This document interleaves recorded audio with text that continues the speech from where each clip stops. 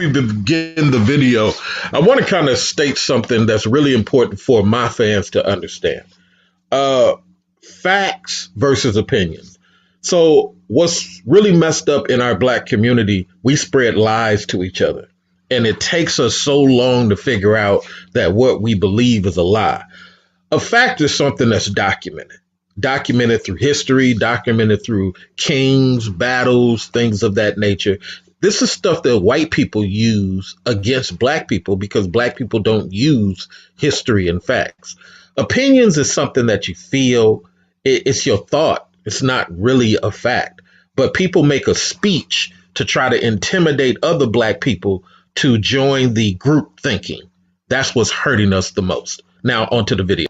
Thank you for joining Mr. Research. Don't forget to hit the like button and donate. All right. Be right back in 10 minutes.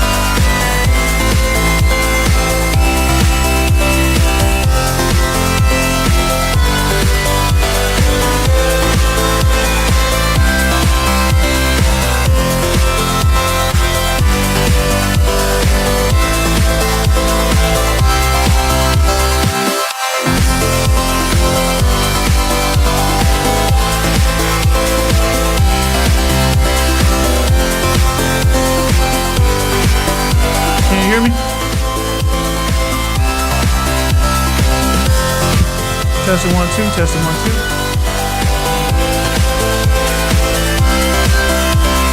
Testing 1 2. Testing 1 2.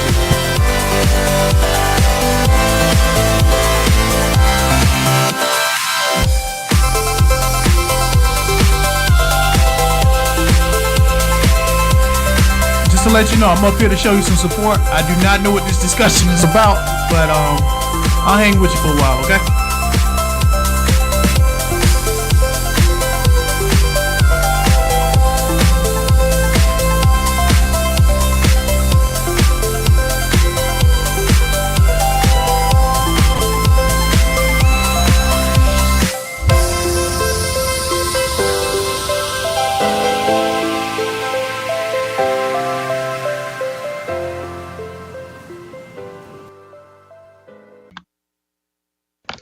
Give me a couple of more seconds. I promise I'm going to start this video. I promise I'm going to start the video. All right. There's a couple of ways to reach me. You can always stay in contact with me through the Twitter. You can stay in contact through TikTok. I'm rocking that now. Instagram, you'll catch me, C.A. Latray. And Facebook, definitely. You got to join the Facebook group. I'm building that up because you never know when YouTube might pull the plug again on my YouTube page. That's how I lost 42,000 subscribers, because YouTube didn't like me sitting in my convertible car. So join my Facebook, man. Much love to everybody. And like I said, if you could donate.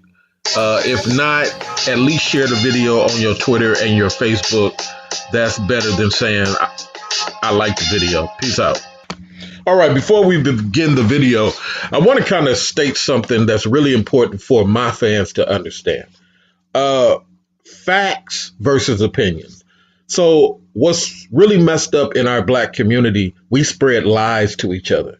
And it takes us so long to figure out that what we believe is a lie. A fact is something that's documented through history, documented through kings, battles, things of that nature. This is stuff that white people use against Black people because Black people don't use history and facts. Opinions is something that you feel. It's your thought. It's not really a fact. But people make a speech to try to intimidate other Black people to join the group thinking. That's what's hurting us the most. Now onto the video.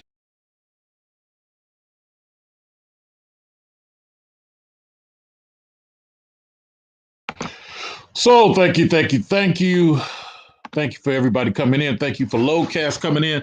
Welcome to the High Value Men Show for guys who like to mentally defeat the white man every week. This is all about what we have to deal with. I'm going to tell Lowcast a quick story about one of my employees. And I'm going to give Lowcast a chance to give me his viewpoint on what he's hearing. All right, let's start. So, Mr. Lowcast, I can't hear you. I muted you because you got a background thing. Now, me and Mr. Lowcast was supposed to do some business, just like me and Mr. Winston was supposed to do some business, but I had some things going on. I have my career. I have the 2 online businesses. And then, you guys know my father passed. So it took me about a year to decompose through all that. Lowcast, what do you feel about Black man operating, doing his thing, but still needing to dig deep inside and restructure himself as he makes everybody else believe everything's going on good? What are your thoughts? Man, that is loaded. Short but loaded. Welcome to the Mr. Research Show. I don't even know how to answer that. God dang, don't ever do that to me again. We ain't got time to talk about women over here. Next time. God damn, I got to think about that one. We don't have no time to talk about females that bleed once a month over here, man. It was real conversation. I got you. Take your time, though. Take your time. If you don't mind, can you repeat it one more time for me? Because I'm a little slow now. So let me give you this simplistic form. Mm-hmm. Lowcast is operating every week. Right. Everybody is expecting whatever they expect from Lowcast. Your obligations. No, not even obligation. Ain't no such thing as obligations. You choose to participate. Okay. You're not obliged to. Okay. Uh, so the expectations from your job that you chose, your girlfriend, wife you chose, your family you chose to stick around. But secretly, Lowcast got other stuff. Lowcast, he ain't where he thought he'd be when he was 16. Right. And Lowcast don't know if he even want to acknowledge the fact of that. Lowcast ain't with the chick, the wife he thought he'd be with. Lowcast just starting to realize sitting by the water that he's tolerating a lot of stuff. What about the day when Lowcast looks inside of Lowcast and realizes the enemy is Lowcast? Well, I wouldn't see it that way, but I understand where you're coming from. Oh man, I would say that, and once I realized from my own personal experience, because it sounds like you kind of trying to talk to me directly. Something No, maybe you no, picked up no, on no, about me. no, no. I'm talking in general. No, it almost sounds like it kind of hit some parts of it hit home, bro. So Well, I'm I a can talk about counselor. it. It's I'm a good. counselor, so I always talk in counselor talk. But go Well, ahead. it kind of hit home a little bit. I will say this here is that yeah, anything that happens to you for a reason, and it happens because you may not. As much as sometimes we may not want to acknowledge it, we're in control of everything that happens to our to my. I'm in control of anything and everything that happens to me. No matter what the situation is, I always have the opportunity to walk away or speak up, be it I choose to or be it not to choose to. Now, internal conflicts may can hinder you from speaking up sometimes. It could be for a myriad of reasons. I can't think of what those reasons are at the moment, but it could be for a couple of reasons of why sometimes people may speak up or may not speak up about a situation. But I will say is that when you start to be honest with yourself and open up and be truthful to yourself, you realize that the real problem is always yourself. Did I answer that good enough for you? What do you mean good enough for me? the words you I the words you use sometimes, man, I tell you. no, because dude, here's the thing about it. I've been working on this podcasting thing with trying to do this thing, and I'm coming off the top of my mind, off the top of my head with a lot of it. Yeah, The yeah, spaces, yeah, that's good. the stuff that I find that the brothers want to talk about is not the stuff I want to Nigga talk shit. about. Nigga shit. Nigga Exactly, shit. and just so I could kind of fit in. You know what I'm saying? It's a But you certain don't I got. like but you don't like being Stephen Fetcher. You gotta fit in, pretending to be Stephen Fetcher, but you don't like it. Yeah, I get it. Go ahead. I would say that I get in where I fit in, and I know to jump the hell off where that's where I'm not supposed is where I know I'm not gonna fit in. I know to leave. But no, you know, with me, I don't really trip like that. I'm about the intellectualism. No, you a good brother, man. I appreciate you, man, because you do think about shit. You really do. Yeah, yeah. So let's dig into this real quick. I'll tell you why I said that. There's an old Egyptian script. There's an old Sumerian understanding, not so much written, but it's allegedly a philosophy. Allegedly, there's several African situations that kind of blend into that, and it says simply this. And this is part of my wolf rules. Is for the people who are advanced in wolf rules because it's hard to get people to do 1 through 10. You 15:16 says of wolf rules, the number one child you got to protect is the former you. Yeah, yeah. The number one child you have to protect. So when I counsel people, sometimes I have the men look at a picture of the innocent sixth grader, fifth grader, and I say to them, "What would you do to protect that dude? What would you do right now in 2021, right now at this second, this morning, If I to had to protect?" protect, if I had to protect my No, old no, no, self, no, no, versus no, no, not if. What? See, I deal in finites, finite thinking. What would you do to protect that little fifth grader? You don't have to answer, but that's what I say to people. So the reason I asked you that question, I started off the show like that because I want to get brothers thinking some of my wolf rules. Uh, that's what we're not doing for ourselves as black men. What are your thoughts? I don't even know how to answer that one, but to say something,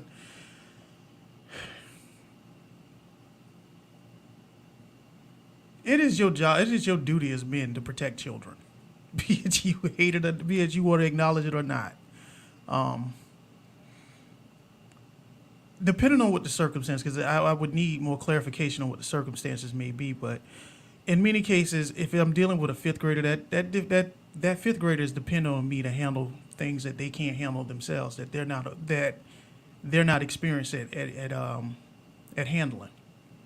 So I would end up finding myself having to be fully responsible for that fifth grader at that moment, or taking Mm. responsibility for the situation, to provide assistance for that fifth grader at that moment. Do you find any correlation between the load cast of today and the load cast when he was in sixth grade? Yeah, I can find it. I can find it. I can find it. Yeah, yeah. Okay, bet that. Let's switch topics. New topic. Lowcast, thank you very much for participating. And for those people who are at home and listening, you know my videos do not stay up long. They are for my fans. They ain't for people who just want to find new material to talk about, which is why you start hearing people say stuff like the man is the prize. They all got that from me. You start hearing all these little anti-black. They got that from over here. So my subscribe list is a who's who of Black YouTube. It's amazing. Cynthia G is actually subscribed to me. So it's just amazing the people who are on my subscribe list. Nevertheless, let's switch to topics. Goldman Sachs says they're going to devote $1 billion to Black women only. Oh crap. Only, keyword only. Goldman Sachs says to hell with George Floyd. We're doing it for George Floyd, a black man, but we're specifically going to only do it for black women. To hell with these black guys. Lowcast, what are your thoughts? I'm the first person talking about this crap. In the art of war, because some of us have forgotten that we are in a war. It's a means to an end. That's That's all all it I'm is. saying. That's all it is. Women are easily, if I weaponize these women, they will hold these dudes back and keep these dudes as a labor and soldier army force. I'll give you another example, and this is kind of stems from Neely Fuller. He's pointed out that, dude, anytime somebody give you something for free, always assume it has poison in it. Now I'm not gonna say from whom he's referring to, but if y'all understand the context of it, you get it. For example, China gave I think which African nation gave some African nation a Nigeria. building, and they basically they gave it to them for free, but hooked it up full Nigeria. of Nigeria and gave them all this spy equipment, all this tapping, self tapping stuff they installed into the building as well. Hmm. You see the poison? Hey, China is helping Akon build his city. Yeah, but let's think about it. Yeah, he may be helping them build a sitting, but what are they installing? Of course. And it's the And same thing. It's the same thing when it comes down to Goldman Sachs. but Same here's the question: situation. why should they not install it when when the people they're helping aren't asking for anything? They aren't asking for any restrictions. Well, Keyword. I would say that because you're too trustworthy. I don't know no other way to answer it, but because it's a telltale sign that you're too damn trustworthy, too trusting, that you don't see the threat in the word free, in free objects or free gifts. You don't see the threat in it. Now, if I gave you, now I'm pretty sure some of the people who may want to catch up, if I was a white supremacist and I was giving out free blankets, something may pop in your head for a moment. Now, am I correct? Oh yeah, yeah. Okay. Well, this is the same thing. It's still free, and anything that's usually given for free from something from outside of your own group may not be serving your best interests. And sometimes they'll give you something for free, like they did, like the same thing with Puerto Rico. They were giving out free assistance for years to the point that for some people it was a wiser decision to stay home and accept free assistance than to get out and work. And look what happened to Puerto Rico. Absolutely. Now we are welcomed by one of my co-hosts, Jay Shine. What's All good, right, brother? so as we get more and more people, I'm going to say the same speech. Limit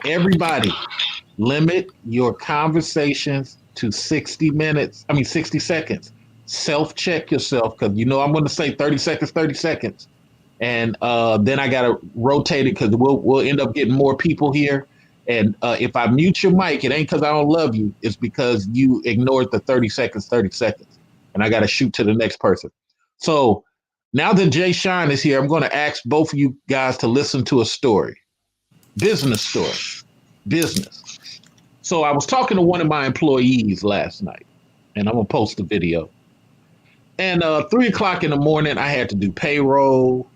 I had to check and see who was getting trained and who had bailed out of training. I had to, just really do a bunch of stuff, right? And one of my employees says to me, "Hey, the money you pay." No, she didn't even communicate with me. Let me start there. She sent me a restructured bid request that that forget the bid that you know that I'm paying. This is what I'm paying. You answered my ad. I told you at what rate I'm paying you. And this is a piece pay situation. I'm not going to get into the hourly. And I explain I don't do hourly because I don't have time to hold people's hands and see what you have a productivity report. You have all the stuff, right? You signed up for this. So here's what my applicant, she's not even my employee yet. She's an applicant who just completed training and barely completed training at that.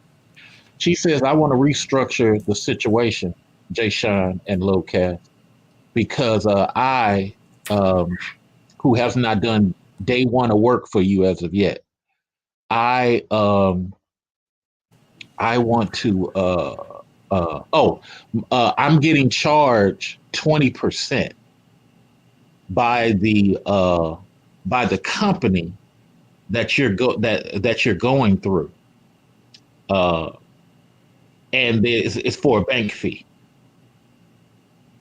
Okay, ma'am, that has nothing to do with me and my company. What that is you're not using a British bank and you're not using an American bank. So the software that you and I are both using, that company, Freelancer or whatever, it is saying that it don't like your bank. Your bank is not United Nations approved, Locast and Jay Shine. This is what I'm telling you guys as employers, and I'm the applicant.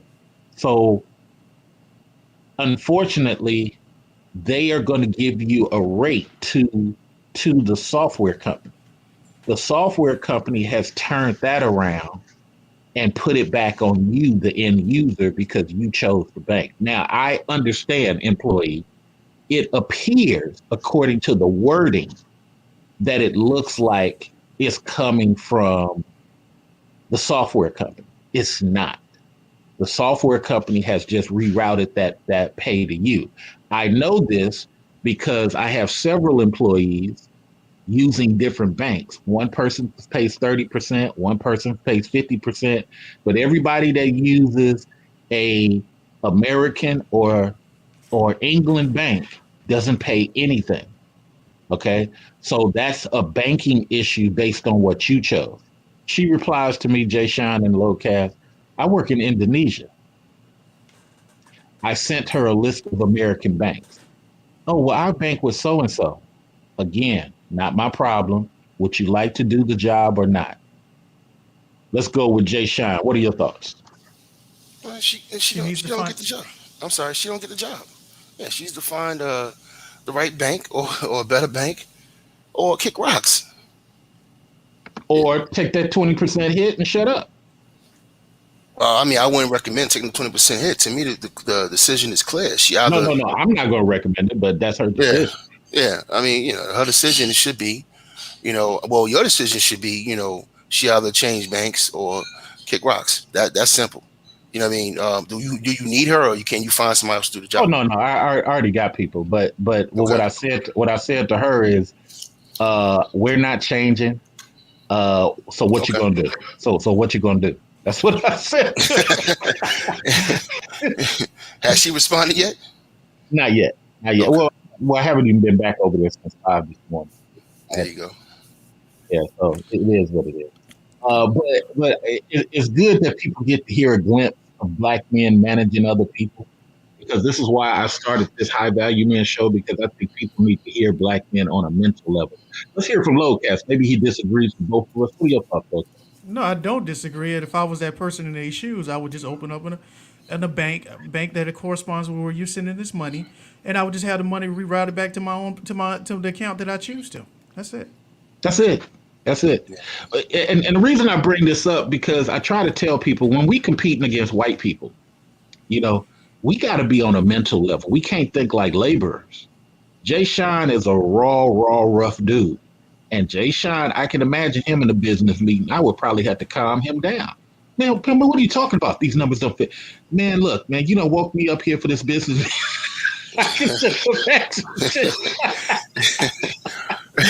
Speak on that, Jay Sean. Go ahead. Actually, when it comes to business, I'm cool and calm. I remember I took a management class years ago, and the instructor asked us, "What's the hardest thing to do as a manager?" And a lot of people in the class said, "Fire somebody, let someone go." And then I raised my hand, and I was like, "No, it ain't." Because if you're a good manager, I told you 2 or 3 times, you know what I mean, to stop doing said thing. Right? If I'm a good manager, I warned you, I pulled you aside, I had a conversation with you. You know what I mean? And you didn't want to correct. So there's nothing hard about this. You're bad for business, you got to go. And the discussion is not a hard thing to do if you're a good manager. So the problem is a lot of people don't open their mouths. That's a bad manager. Let stuff ride, let stuff bubble. Yeah. Let stuff get out of control, and people take advantage of you. And then you either left with no choice, or then you flip out. See, now you can't do that, things like that. You got to give people the opportunity. You gave her the opportunity. You gave her a choice. She either makes the right decision, or she kick rocks. It's not hard. Yeah, absolutely. Lowcast? Well, I'm a laborer. One thing I can tell you this here is that I have worked for a bad manager before. Second thing I will say is that because I've had to develop management skills, which take it back, I've always had management skills from previous experiences, but currently I'm finding myself having to use those management skills. And one thing I will tell people is that you have to train your employees to think and act just like you. Really, the trick is that you have to learn how to replicate yourself, the qualities of yourself. You have to find those qualities in the other person. If you can't find those, then you have to cultivate them in that person. If they're not willing to cultivate, then you need to terminate them. There you go. Well, you know what? I'll tell you guys something. I took a class. I can't remember the brother's name. I was trying to Google it just now. His name was Eric. He was on the 76ers. He played with Iverson when he first came in. Played with Iverson and LeBron. His name was Eric. Here he is right here. What's this brother's name? Anyway, I'll tell you the story while I get his name. So I took a class with him just before he divorced his wife. And the reason why the two are prevalent, and I'll get what you guys have to say about it, is because he said his technique is managing managers. Managing your manager. Jay Sean, what do you think about that before I go into it? Man, that's the easiest job in the world. Ain't it easy? Oh, man, my God, man. I'm sorry, Jay. Once this dude showed me, I said, what the fuck? I ain't think about this the whole fucking time. Yeah. The manager's my bitch. Yeah. Oh, and let me tell you something about middle management, too. Middle management, look, the secret to the world is everybody wants to come up. That's how powerful people stay in power. It's not because of them running things. It's because they got a bunch of people layers underneath them that want to come up too. Laborers. Right? Yeah. Yep. So you got people who, like, say you got a multimillionaire. They're gonna have people who make 6 figures who want to be millionaires.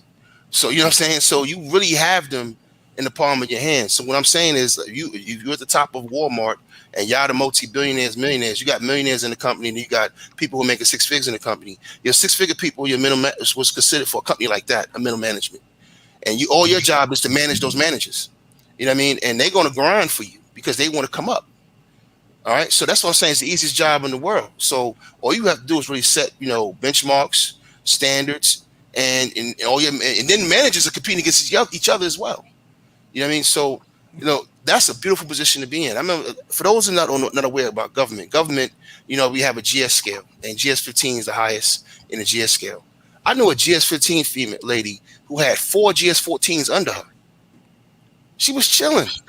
All she had to do was have meetings with her 14s and go to lunch. That's it. That's it. That's it. That's it. And then read emails, check spreadsheets. Where's my PowerPoint presentation? I got to take upstairs when she has to have her meeting. You know what I mean, with her uppers, and that was it. As I grow, I plan on having one of my good friends in Atlanta manage all of my managers. I don't want him to do anything but manage the managers. So here's the thing. Before we go to Lowcast, here's the thing we're saying, and his name was Eric Snow. Shout out to everybody in the room. IP, Real Deal Financial. So Eric Snow taught me this. Damn, this was '97. He taught me this, and he had just helped Bishop Eddie Long put a basketball center at the church facility. Beautiful basketball thing.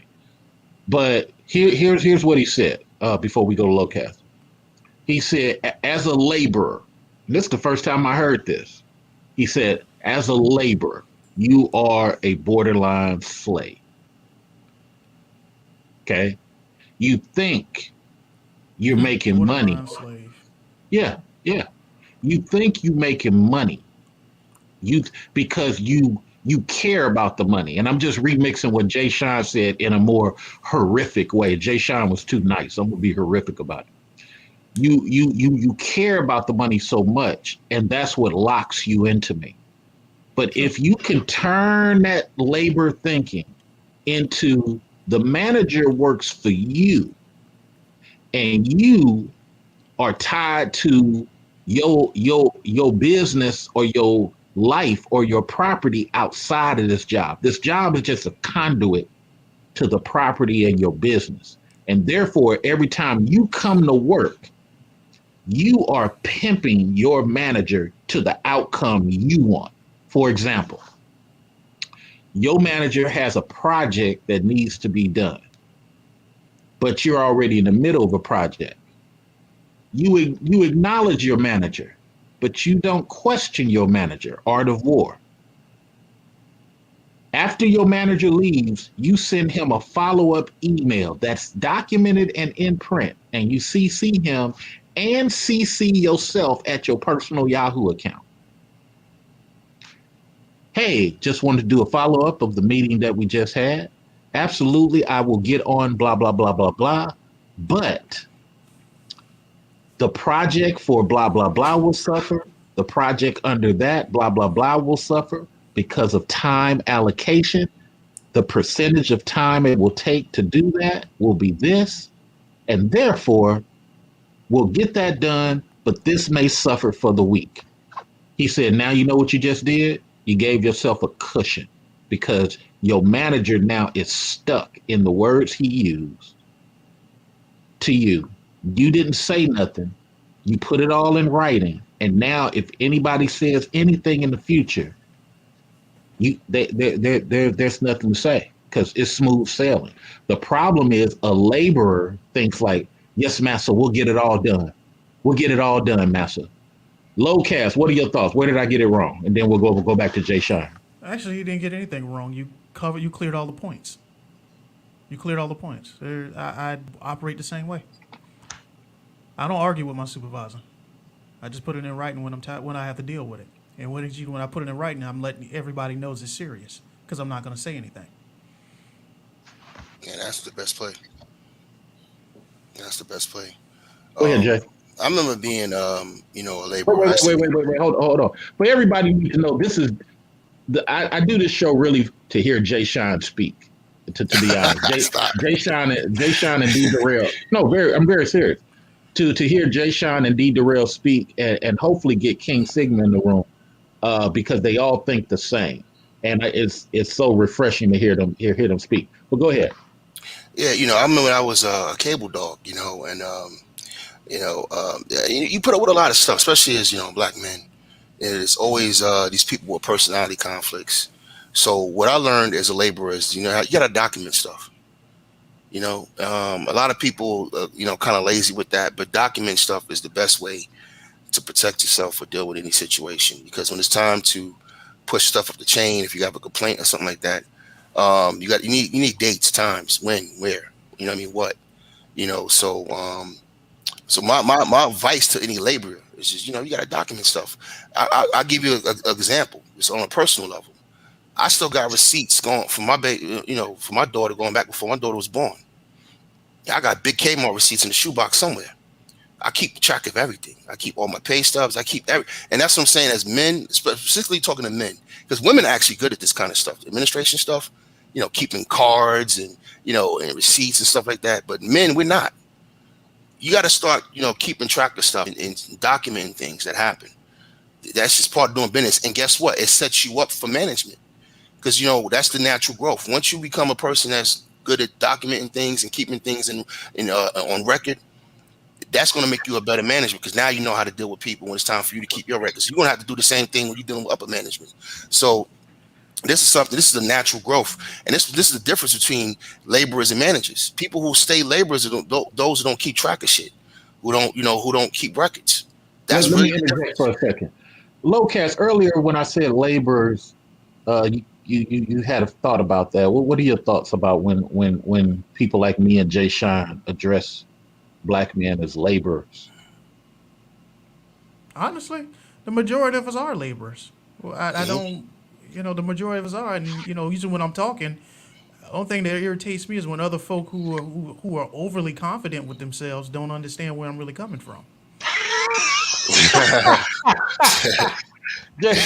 Go ahead, dig into that, Locast. me and Jay, go ahead. What's funny about that? No, explain it to me because I don't want to be lost in this conversation. No. It's great. Me and Jay Sean understand that. Yeah, there's dudes that are oblivious to what role they really play. Yeah. That's why it's funny. Yeah. No, I was gonna say that's why it's funny. I was gonna say the same thing. A lot of people just don't know that you just said. They really, it's kind of like when we talk about women being delusional. Right. No, the thing is, I know what my role is. When I'm working with other people because, I also run my own business. Right. No. We're not talking about you. We talking about. I know what you're saying, but I'm just saying in general. I can only talk in this here. I can only speak from my own experiences, bro. True. The thing is that I've been on both sides of this thing. I think the guy who I've been working with for the last 10 years, he sucks as a manager. In fact, he's freaking pretty damn fucking lazy, but he makes my job easy for being stupid. You get what I'm saying? Right. But every now and then, and don't help him. And every now and then, it just his insecurities. The only thing I ever had to navigate around is his insecurities. Anytime, and them the type of niggas you want to take out and whoop their ass for being insecure. Yeah. You know what I'm saying? But insecure people, in my opinion, in the working world, are the most dangerous people to deal with. Yeah. Because they don't rationalize nothing other than their fucking feelings. Yeah. And they always paranoid too. Yeah, and they can make other people paranoid in the process too. Yeah. Well, here's my solution: how to get around that type of thing. What I have found is laughter. You do have to peak. Each manager is different, especially the insecurity piece. Ooh, that's a crack cocaine variable. You don't know what type of tweaker or addict you dealing with. But the insecurity piece in a manager makes them react like a crack addict. You don't know what you could have a cool tweaker or J. They call back in the South. You can have a cool J. You can have a functional J with that insecurity, or you could just have a J that's just for sporadic looking for chaos, and you like, what in the fuck? But this is what I do. Laughter is my little thing. Like, I try to smile, laugh when I'm in that person's presence, and always be gone. Always be out of view. The reason being, insecure people, as you guys just said, especially if they're white or Asian, they're looking for a way to validate themselves through you. Yeah. Jay Sean. Yeah, that's facts. Working in military and then in corporate America and now in government, it's the same thing with these guys. There's a lot of men out there who really didn't come up the way we came up. They didn't come from, unfortunate backgrounds. They come from middle America. They come from middle class families, and this is their first time actually having to deal with strife or any struggle. What I mean is answering to their uppers and that little bit of pressure they get from their management. Yes. You know what I mean? So now, their ego is getting poked at. They get in the room, they get chewed out, and then they come out. Now they gotta get the ego back by taking it out on you. And then here we go. And they would have got shot on the streets if they had did some shit like that. Exactly. We have some rules and codes on the street. No matter who you are, like the rap song goes, no matter who you are, you catch a bullet scar. You know what I mean? That's how the streets roll. But in corporate America, that shit still rolls to this damn day in corporate America. It's just the higher ups do that shit. Go ahead. Exactly. And that's what I learned. And that was my way around. When I used to be a laborer, when I had lazy or dysfunctional management, I learned to get closer to the bosses. You know what I mean? So I knew how to position myself. So basically, I'll give you a quick example. When I worked in the Pentagon, I worked for, a colonel and a 1-star in the GS-15. But what I really worked for was the 4-star. So I'm always in the 4-star office. I'm always in the 3-star office. You know what I mean? I'm hanging out with the 3-star and 4-stars all day. So I'm really their guy. You see what I'm saying? Even though I report to these these field grades, I really work for a 3 and a 4-star generals. You see what I'm saying? I'm there because I position myself to them. So I work on their staff and I provide direct support to them in certain cases, in certain instances. So now I become valuable to people that's their bosses. You see what I'm saying? That's how I got to learn to circumvent, because I work with too many white men and they like to grind you. And what I learned a long time ago, back to what Locast was saying a minute ago, while I was laughing, is because I had to learn the hard way. No matter how good I was as an AV engineer, I used to be an AV engineer. I'm an AV engineer by trade. And in the AV industry, there's not that many black men at all. You go to Infocom, you're not going to see no brothers in there. So I'm known in the AV industry. I'm that stocky black dude everybody knows. It's a small industry.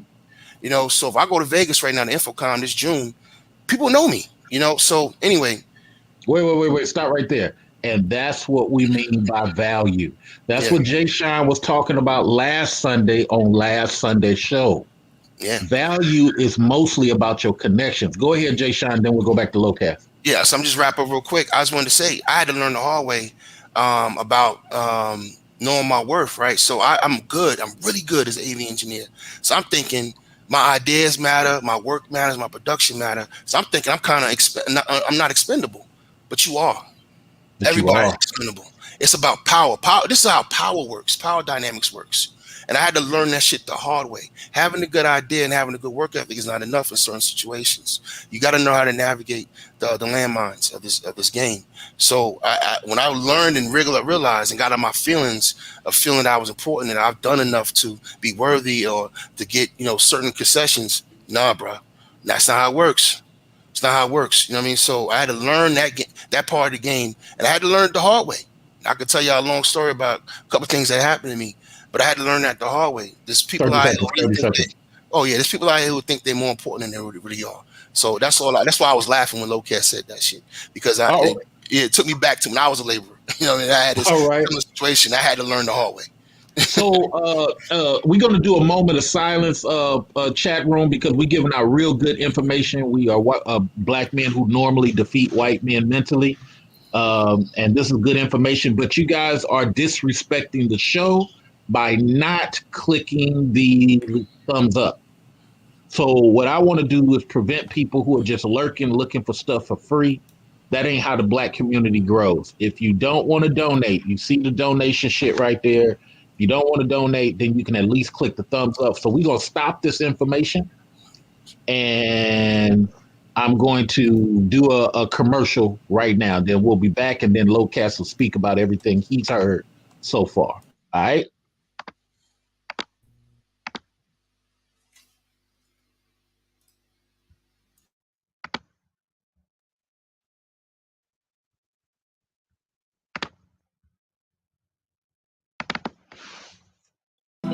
Yeah.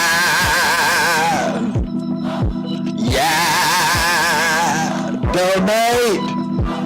I know you heard me, man. Donate. I know you got it, man. Donate. You like the video, understand. Donate. Pass that collection plate. Donate. Yeah. Yeah. Donate. I know you heard me, man. Donate. I know you got it, man. Donate.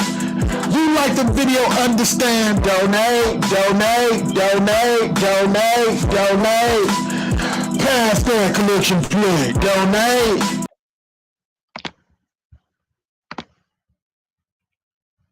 All right. So thank you for doing the thumbs up. We just want you to respect the show. We will get everybody caught up. Now, I'll say it again as we get more people. Remember to limit your conversation to 60 seconds, no more than a minute and a half, because we got several people that need to speak, and I need to hear everybody so I can learn. I just can't hear one person for 5 minutes, okay? No disrespect, just got to move the microphone. So, Lowcast, what do you think about everything me and Jay Sean said?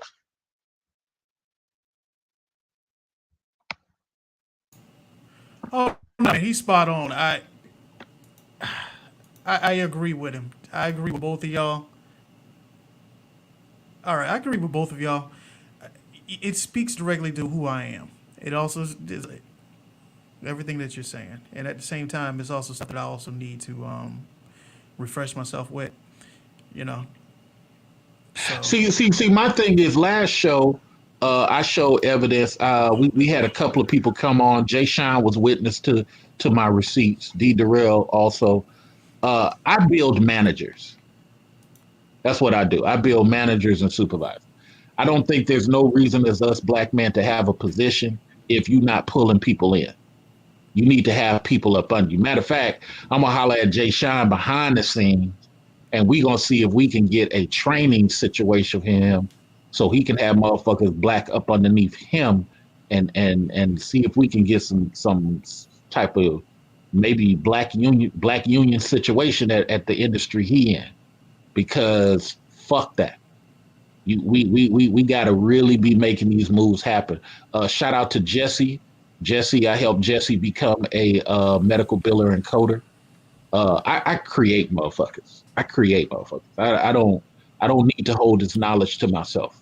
Fuck that. If you're just sitting around collecting a check, collecting and then looking at your dick grow, that's not no. We can't take over the planet like that with our image.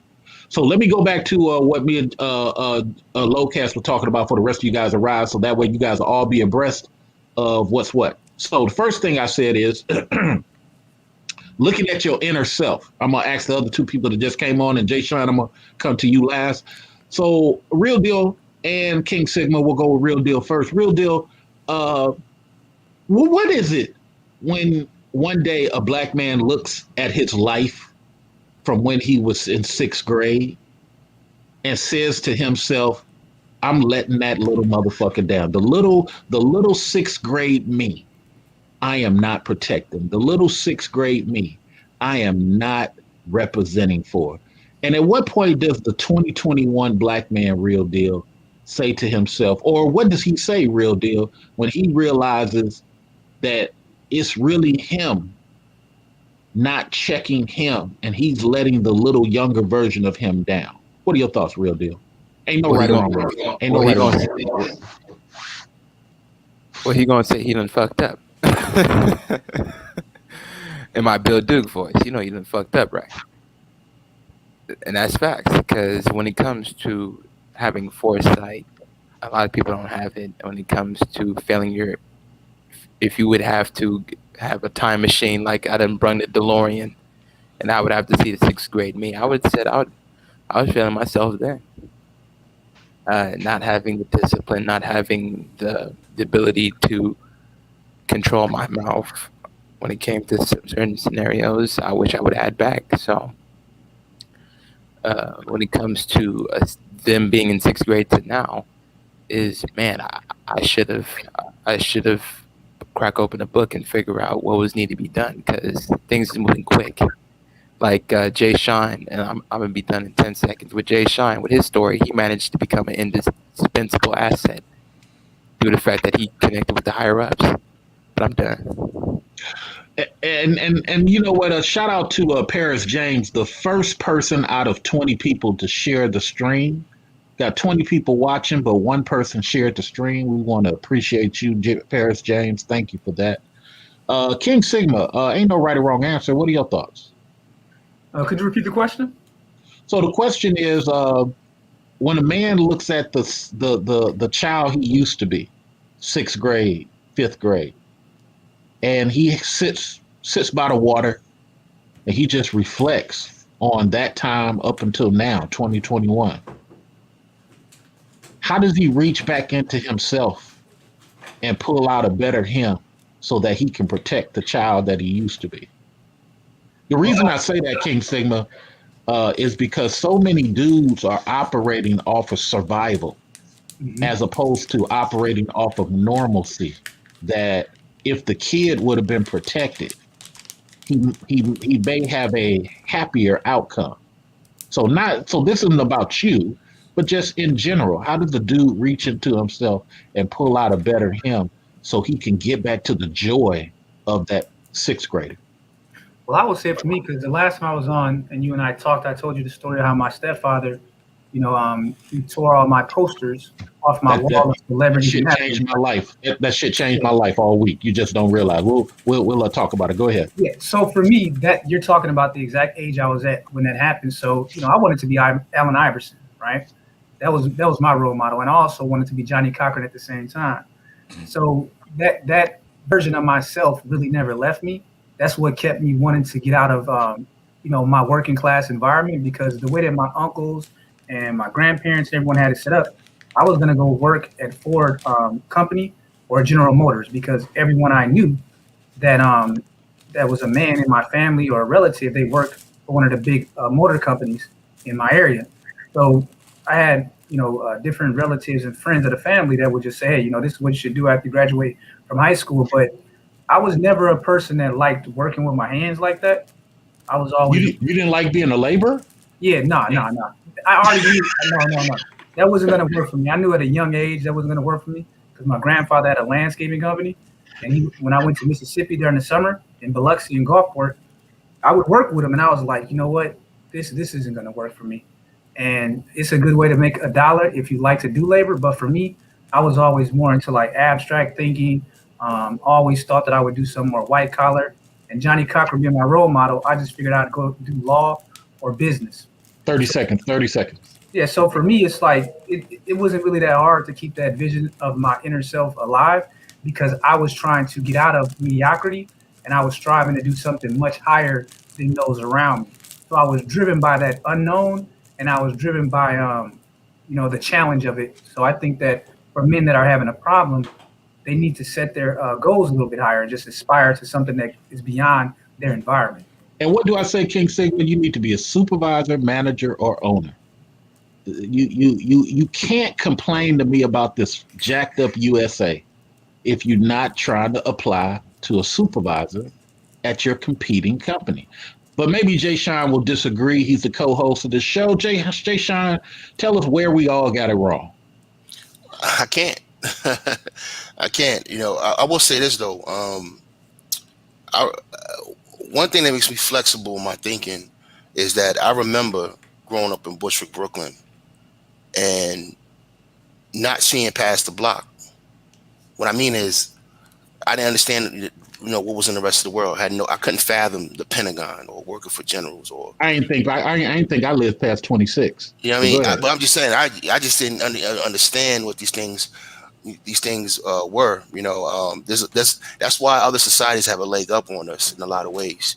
A lot of young men don't get to see men go work high-end jobs day in, day out. Like my daughter gets to see me work, a high-end job, and she's got to see me work a career. So she knows what it's about. It's not foreign to her. You know what I mean? But most of us didn't see that coming up. We didn't get to see, Harold come in, take his jacket off, get on his computer, look at the markets, you know what I'm saying? Have certain conversations with his buddies, take the kids to work, see the environment that your dad works in. We just didn't have that, that advantage. So a lot of us are playing catch up when we get into into the business world. just getting acclimated to the environment and understand exactly what's really going on, what's available to us, what options we have, what opportunities we can try to make for ourselves. So when we talk about that kid that was 6 years old, that kid that was 6 years old, all I was thinking about was hip hop music and girls. But not even girls around the world, just girls in my neighborhood. You know what I'm saying? My world thinking was very small. And I think one thing we need to start doing for our children is getting them out of the hood. Camp helped me do that when I was a kid. I got to go upstate New York and got to fish and get out, get away from the city, and that opened my mind up a little bit. But environments, traveling, all these things really change your mindset and open your mind up a little bit. So I really didn't have anything to push back against. I just wanted to add my 2 cents to looking back on that child that was 6 years old and myself.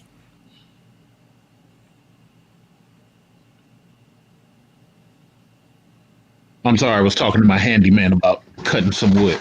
All right, so the reason why we say all this, brothers, because as brothers who mentally compete against other men, taking women out of it, this is stuff we need to talk about and know and be around like-minded people. Now I'm going to do a free-for-all right now, so I'm going to do a 10-minute free-for-all. You guys. You're not under the Mr. Research structure. Y'all just talk, but please be respectful to each other, because when you realize you're talking too long, let others speak. And just say the whole, can I say something for a minute? Let me just interject for a second, and then y'all can speak. All right, we good? We're going to start with Locast. What are your thoughts about everything, Locast? This is a free fall. Nobody y'all can just jump in. Go ahead. No, this really is a good conversation to have. I wish more brothers would understand and listen. In spite of how you feel about what goes on, in some of the social circles out here, the most important thing is for black men to understand that your job is to compete with other men. It's not about any other little small items that we're complaining about. It's your problem with other men. Let me just realizing that other men will weaponize anything they can to attack you. Right. Never forget that shit. Right. Let me just interject, but I can beat up some vagina and feel like a man. That's temporary, man. Jay temporary. I mean, I like to keep it a certain way. If you can conquer a woman, great. You conquered her for a moment, but she gonna get the fuck back up and talk shit later. Why do I have to compete against the white man when I can make her moan? That doesn't matter. Look, man. The question is, can you make her loyal? There you go. Can you make her work for you? Can she add something to you? Can she help you build some shit? Can she bring something to the table as far as her efforts and her work ethic? Whether that's holding down the crib or helping you with your business. If you're looking for that in a woman, that's gonna take a while to find. Go ahead. Yeah, if she ain't help you make no money, man, she ain't really no good to you. She ain't help you build your legacy or help you make no money. And what is she here for? Sex is entertainment. One of my favorite scenes in human history, when I was watching the Gin and Juice video, and I said this before the live streams, and people think I'm crazy, but if y'all watch the Gin and Juice video in the beginning scene, right? Remember when Snoop Dogg's parents leave? Rest in peace, Ricky Harris. They leave out of town, and he's supposed to be homie at home alone. And he gets on the phone, he starts calling his boys. One of his boys is having sex, but as soon as he gets the call, he throws the girl off of him. And I remember being a young kid watching that, and that affected me. Because it set a tone in my body, like, yo, it's time to roll. They all got on the bike. They all got. It's time to roll. Exactly, man. It's time to handle business. It's time to whatever it is, man. If you can't pull your pants up and take care of business, dog, you're in a bad way. Sex is entertainment. All right, it's fun. It feels good. I understand it. But when it's time to make money, it's time to do what's got to be done. You got to put that aside. But Mr. Research, can I tell you, an older dude pretty much tried to shame me of why I'm not talking about sex when I told him about stocks. That's when I knew that maybe he was right when it comes to certain dudes just put all their effort and might into this where they can't think of nothing else. Yeah. I'm like, look, we compete in the world of men, and that's the main issue I have with some other brothers, man. We compete in the world of men, and I've been fortunate enough to be around other groups of men, and I get it now. I worked, like, going back to the Pentagon. I worked at the Pentagon. I watched white men go at each other. At each other. I'm talking about ruthless. The Pentagon's a hurt locker, but guess what? When it comes to your black ass, they on code. And that impressed me. Same thing with Sikhs. When I would see them in small groups. Same thing with Indian men. Same thing with Asian guys. We were supposed to be doing a business deal with Vietnamese cat, and he brought his brother and this other Vietnamese chick in, and we was always trying to have these meetings. It was 2 other brothers and another white dude who was trying to put this company together, and we was trying to meet at Hops or meet at Chili's or Fridays or something. He wouldn't have it. We always ended up in 7 corners for those who work in Fairfax, Virginia, where all the Cambodian, Laos, and Vietnamese people are. We always ended up there. And this guy lived in Columbia, Maryland. And he would drive through all that goddamn retro traffic in DC because he handles business with his people. You know what I mean? And these are things that are pressed upon me. And that's why I was like, okay, this is where their power comes from. Let's go into that as valuable black men, valuable, beyond labor talk. King Sigma, Real Deal Financial. Speak up in this moment, man. Why is it that other dudes hate what me and Jay Shine talk about? Because they don't. I'm sorry. It's over their head. It's over their head because it's analytical. It's strategic. What Jay Shine did. Jay Shine, are you listening, man? I gotta respect. Yes, sir. Yes, I'm listening. I gotta respect you on that, man. You pretty much said, "The hell with these middle managers. We're the boss." Yep. I need to talk to your boss. Yeah. So when it comes to certain strategies of that, it's over their head. That's why they get mad. That's why they say, "Well, shit, I get more bitches than you, so pretty much I bust these nuts," and that's the only thing I own. We got to talk about that too, but first, King Sigma, speak up. But we got to eventually talk about the "I get more bitches than you" concept. What the hell? We talking about money and shit, and they just gonna call you a trick. Like, why you wasting all your time doing something serious? Why aren't you over here getting this? It's easy. we trying to get the money. King Sigma. You muted, King Sigma. Oh, he must be doing. Can you hear me now? Yeah. I thought the white man had kidnapped you, brother. Oh man, I had to catch a call. I didn't want to interrupt it, so I had to take a call. No, respect that. So go ahead. Why are they not getting it? Why are other brothers on this whole? Yeah. Let's just give you that hard ass question. Why are other brothers on this thing of, man, fuck that shit, King Sigma. I don't want to read them books. I don't want to outmaneuver the white man. That's why you ain't getting a lot of pussy, King Sigma. Now that's a good question because one of my uncles used to always tell me, man, skills pay the bills, right? So when I went off to college, one of the great things about when you attend like large universities, they have like a whole career center, and they have like a process that when you come in, you get like a mentor. They work with you every year that you're there. Oh, good job. Yeah.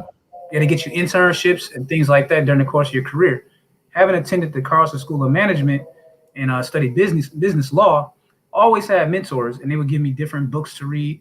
And knowing what my uncle, he wasn't a college graduate, he was a white blue collar guy, worked at Ford most of his life, and he was the one who used to always say that skills pay the bills, and he was just referring to being an expert in what he was doing.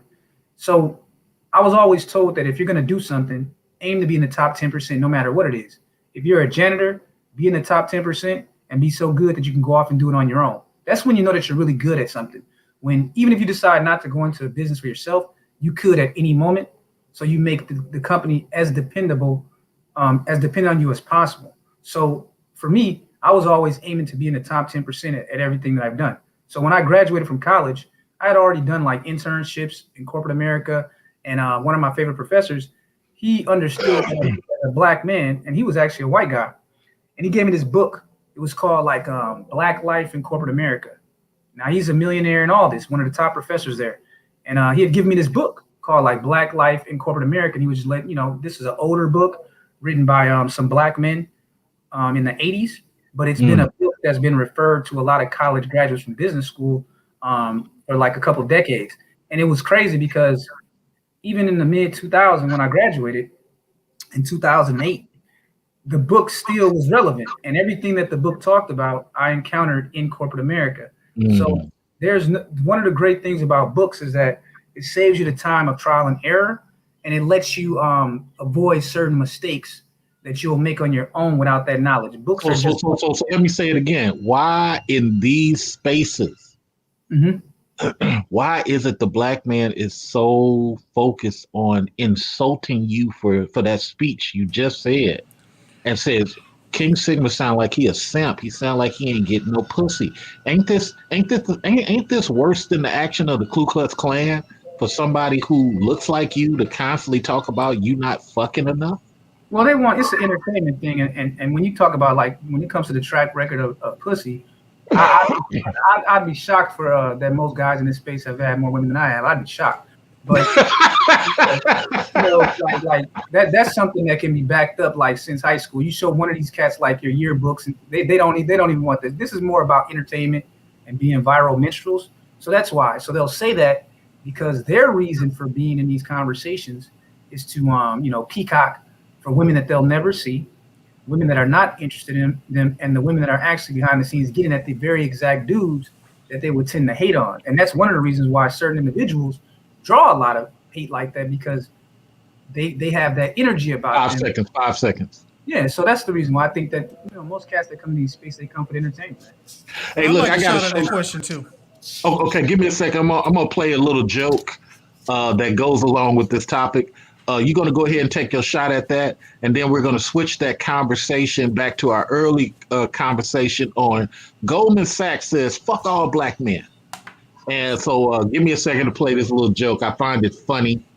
A hood dude tries to do corporate shit, and he switches up. But, under pressure, when something doesn't go your way, you always switch back to that hood dude. This is an old video. Everybody's seen it back in the day, but I just couldn't stop laughing this morning when I saw it again. So here it comes. Just bear with me. That led to Chris Wood's death. The fuck is that? I'm dying in this fucking country ass fucked up town. Shit flying in my mouth. The fuck? I can't see pollen. Let's get the fuck out this country, motherfucker. I can't even see me.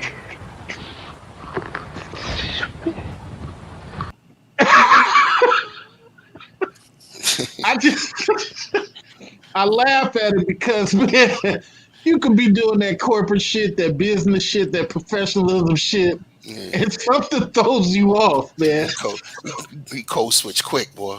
I'm glad that you brought up that. So Mr. Research, you was about to talk about this whole Goldman Sachs thing, and hold on. We gotta have a Lowcast do his shot at it, and then we'll talk about the Goldman. Lowcast, do your shot at it. Do my shot at it. Okay. Oh my God! It's called one-upmanship. The thing is, what we do is naturally as people, we always try to come up with a better way of saying, "Well, I'm better than you," but that's sometimes they're going to show you that's the best card they got on the table. It's sex from a woman, as opposed to accolades. Believe me, if it was on equal, let's say it was King Sigma and it was you. Women, and you said, well, and if one said, well, I'm doing this myself, and I'm getting this going.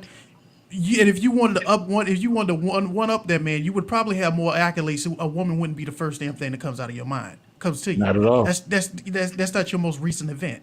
You see what I'm saying? It's called one-upmanship. That's the real terminology for that. Y'all can look it up. Because I tell y'all, coming to America, they coming. Here we go again. They are on the way. And they gonna snatch every high-performing black man they can. Yep. They are on the way. They're darker than a sister. Hair like they grow the hair that women buy. And for the first time in history, the invention of the internet has given them the ability to not be oppressed for their dark skin no more. These motherfuckers are coming. I got a video. I got to chop it up. I got a couple of videos of people interviewing Indian women, asking them dark skin or light skin, and they coming. But let me tell you, I don't mind the African boy. I just want him to have a good job. They coming, telling you. Let's go to King Sigma. So In other what words, happened? why buy the wool when you can buy the whole damn sheep, right? Man, look. The whole thing is they're gonna walk up and introduce themselves to you. That's how vicious they are. They ain't gonna sit back in no club. See if it fit, brother. They ain't gonna sit back in no club. Remember, it goes up top. I'm talking to my handyman. They not gonna. That's good. That's good. Let's That's get a Indian couple woman of inches. culture. If they like you, they Couple of inches off of that. gonna pull you. They're gonna try to. They're gonna make their attention. They're gonna make themselves known if they're interested in you, and they're very aggressive when it comes down to men who they're interested in. That's how Indian women are. Let's go about half an inch up. Half an inch. All right, bro. Yeah. So, so let's switch it to our earlier topic for all y'all arrive. Goldman Sachs says, to hell with all black men, to hell with George Floyd. We're going to give only women. We're only going to change black women's lives. We're only going to give women $1 billion. Even though this shit was all about black men, George Floyd is a black male. He died. Let's go to Jay Sean first, and then we'll go to King Sigma, then Real Deal, then the Low Cast. Jay Sean, what are your thoughts on that? Well, look, there's a lot of ways we can play this. You know, the country is hell bent on subsidizing black women over black men. You know, it's a political move. I don't get it. I think it's unwise, actually, for white men to do what they're doing, you know, in America, because these other groups coming in are more organized and more collectivized than we are. Exactly. You know, but, I got to interrupt a little bit. I said this to several white men over the past 9 years. Y'all focus on black dudes so fucking much, and you give away the power of your white sons in an effort to stop black dudes. But the motherfuckers you helping is fucking your son over. Go ahead, man. Go ahead. These Indians and these Sikhs, these Jews, that's coming from outside the country, the Chinese, everybody that's coming in, they coming up to buy shit. And they're organized and they're backed by countries. So I don't understand why you would let that outflank you just so you can fixate on this downtrodden black man who really is not a threat to you. Everything that black men do empowers the country. For instance, if you gave reparations to black people right now, that's basically giving that's a stimulus plan for the country. Nation building. Because our money's not leaving the country. You know what I'm saying? When you sit here and let immigrants in the country, they send the money back home. You know, and I just came from Cairo. I know how they're living in the Middle East. All right, any dollar they get over there is a step up. So, right. You know, I don't get that part, but I would say this for sisters though. Look, if they dumb to turn it down, our play is get next to them and get what we can out of the situation. But most importantly, we have to get political. Black men have to get political. It's the only way around this. We're not political. It's the only way. We too many. I was going to say real quick. We too much on this rugged individualism, and it's not going to get us nowhere. We have to become a party within these parties. You know, like if you look at the Republican Party, just real quick, it's not just one faction. You have a lot of different factions in the Republican Party, just like you have in the Democratic Party, and everybody's getting their plants watered, but us, because we're not collectivized, and now that's something we need to work on. Absolutely. King Sigma, this is your baby. Go ahead.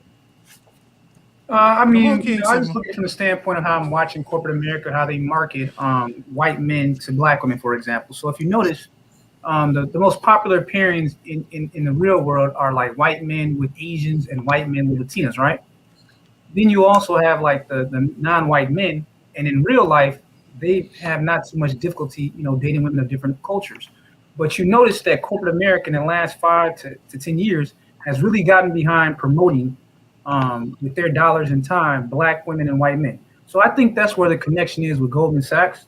So Goldman Sachs alone, as one of the larger investment banks, they alone have said 10 billion. But let's not forget, Google and other companies have also said, we're going to put this amount of money behind these black women. Well, it makes sense to me because one, women consume about 85% of like consumer goods, right? So women are much more likely to be debtors and high consumption versus men are more likely to be creditors and lower consumption because men tend to spend money in very niche ways, whereas women spend money in more impulsive ways.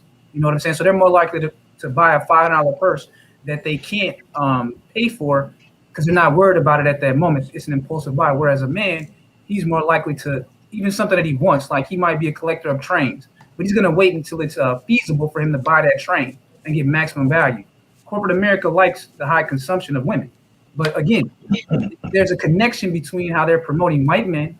And, you know, they say, well, black women attend college at a higher rate than black men. So they're in more proximity to white men. So the way that they see it, they're actually making an investment in white supremacy by making these investments in black women, because it's all coming back to them, whether it be through the route of matching white men with black women, or it be in the level of debt that these black women go into, or it be in consumption. No matter which way you look at it, it's going to recycle back to white society.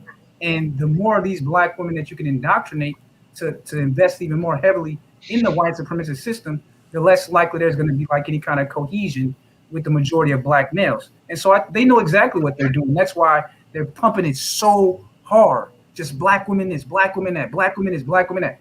But yet we have more evidence from studies over the last 60 years that an investment in black boys and in black men has a much better and practical outcome for the black majority. So that's what they're doing. It's a counter move, and it's very genius, man. So what is the counter move that they're doing, King Sigma? I think you saying, I know what you're saying. I just want to see if you're gonna come out and just say it. Well, to me, the counter move is just to let it be known that the black woman is not an ally of black men. She's not an ally of the black family. That she's not an ally of the collective that Jay Sean was just referring to. Who's giving her the money? So why are they giving her the money? Giving her the money. Her white daddy's giving her the money. Why? So that she can be his greatest ally. That's why. So what is Goldman Sachs to black men? Goldman Sachs doesn't have any interest in black men because black men are not going to be the number one buyers of their products that we know. Right. And y'all think it's really what this is about? Go ahead. What do you think? I get it, King. No, King, I get you though. But the thing is, and it's not against you or anything. It's not me being opposed to anything. No, go ahead. Go for it, man. You got it. The thing is, one thing that I think some of us have to get back to understanding is that we, black men, American black men, are the biggest threat to changing America. There you go. Nobody else. Yep. He's right. Nobody else. You are the apex. You are the apex predator. In fact, do y'all believe, brothers? Why are we complaining? We should be rejoicing because you know what? Our spiritual heavenly Father, whatever names y'all want to call him at the moment, right, has shown us the sign of what's to come. You had a prince, not to change your subject, brother. You recently had a prince. Was banished from his entire family to go live with his woman. And guess who's gonna have to pay the bills because he has been cut off? She better get a job. She better get an acting gig. So no matter what a black woman say, she still is the head of the household and controlling and paying the bills. Wow. Even when she got a motherfucking prince. That's hilarious. Wow. Ain't that a bitch? You can't make that up. So and then let's go a little further. Goldman's only thing everybody spell out to black men is the very thing your mama won't teach you, and most black men have forgotten, and all your traders all show you, is that there is a threat upon you, and that everybody has aligned them sides, and most of these people are ignorant to realize that if you get rid of us, you get rid of that black woman, and her thing is she figured that she'll jump ship and change her whole DNA for something else than to go down with the ship. What does that tell you? That you got a lot of loyal people who will change up and move on with their personal lives as opposed to being opposing to a situation. In the face of situation. Which tells you I was amazed to hear Africans say that too. Not truly amazed. But I was, when the white folks were storming the Capitol, you had Africans, man, I'm ready to get my ticket and go back home. Wait a minute. Ain't you the same one wagging your finger talking about look at all these opportunities. You black people are lazy. You know what I Don't saw you- when they were attacking that place? You know what I saw? I saw a bunch of white folk getting mad at each other about the direction of a country, and what I saw was a bunch of black folk who were just too ignorant to realize that's really what they're having an argument about. It was white people arguing about their own station in this country. That's all it was. Everybody, it's racism. It's racism. Yeah, That's good. yeah. If you don't understand Both racism of for them white like that? people, it don't mean the same thing Make for the black other people. one 1 inch shorter. Yeah, make the other one a half inch shorter than that. All right, appreciate it. So you can just leave the one. Take. And one thing I'm done with this here because I don't want to take over thing. I just want people to understand that, dude, as black men, there is a threat that you are the number one threat in this country, and never forget that shit. That's the reason why stuff don't make sense sometimes to y'all, because nobody ain't reminding you is that everybody works against your best interest, and it's a damn shame that it's your woman. Ross Perot said the same thing. He said, well, I won't say it's a damn shame because throughout history they always use a woman to take down a king. It's the easiest tool. Yeah. That's because a lot of times women like Catherine the Great and the first Queen of England, those are the only real women in history who identified it. Also, the Princess of Kano, Africa, she realized it. You can't. Number one thing is not to be used. That's the number one thing in life, not to be used. It doesn't matter if you got an opinion.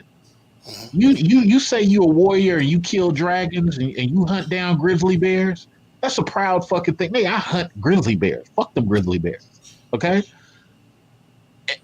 For you to say, I don't know, man. I don't know.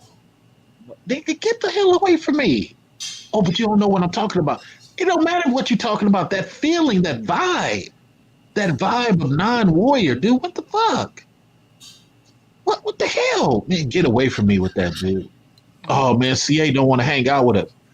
Nah, bruh. It ain't that. It's just that whole I can't stand a cat with opinion that hates to be a warrior. A dude that talks but ain't gonna pick up. Somebody's raping his daughter right now, and the sword is at his feet. And this motherfucker will not pick it up. The fuck? Ugh. Well, anyway, I'm sorry. Over so many centuries of bombardment of this attack we've been going through, most people don't know how to respond anymore. Yeah, and I you know what? This and whole others just make excuses. Yeah, this my whole time on the Locash, you're absolutely right. Because my whole time, my whole experience, like being in, like say the Manosphere, being in this YouTube space since 2015, that's exactly the truth. We really is the arguments we've been having, the disagreements we've been having is because we really don't know how to respond as a collective. There's been pieces of good ideas from different individuals, but I'll say this, to talk about the Goldman Sachs thing and black women.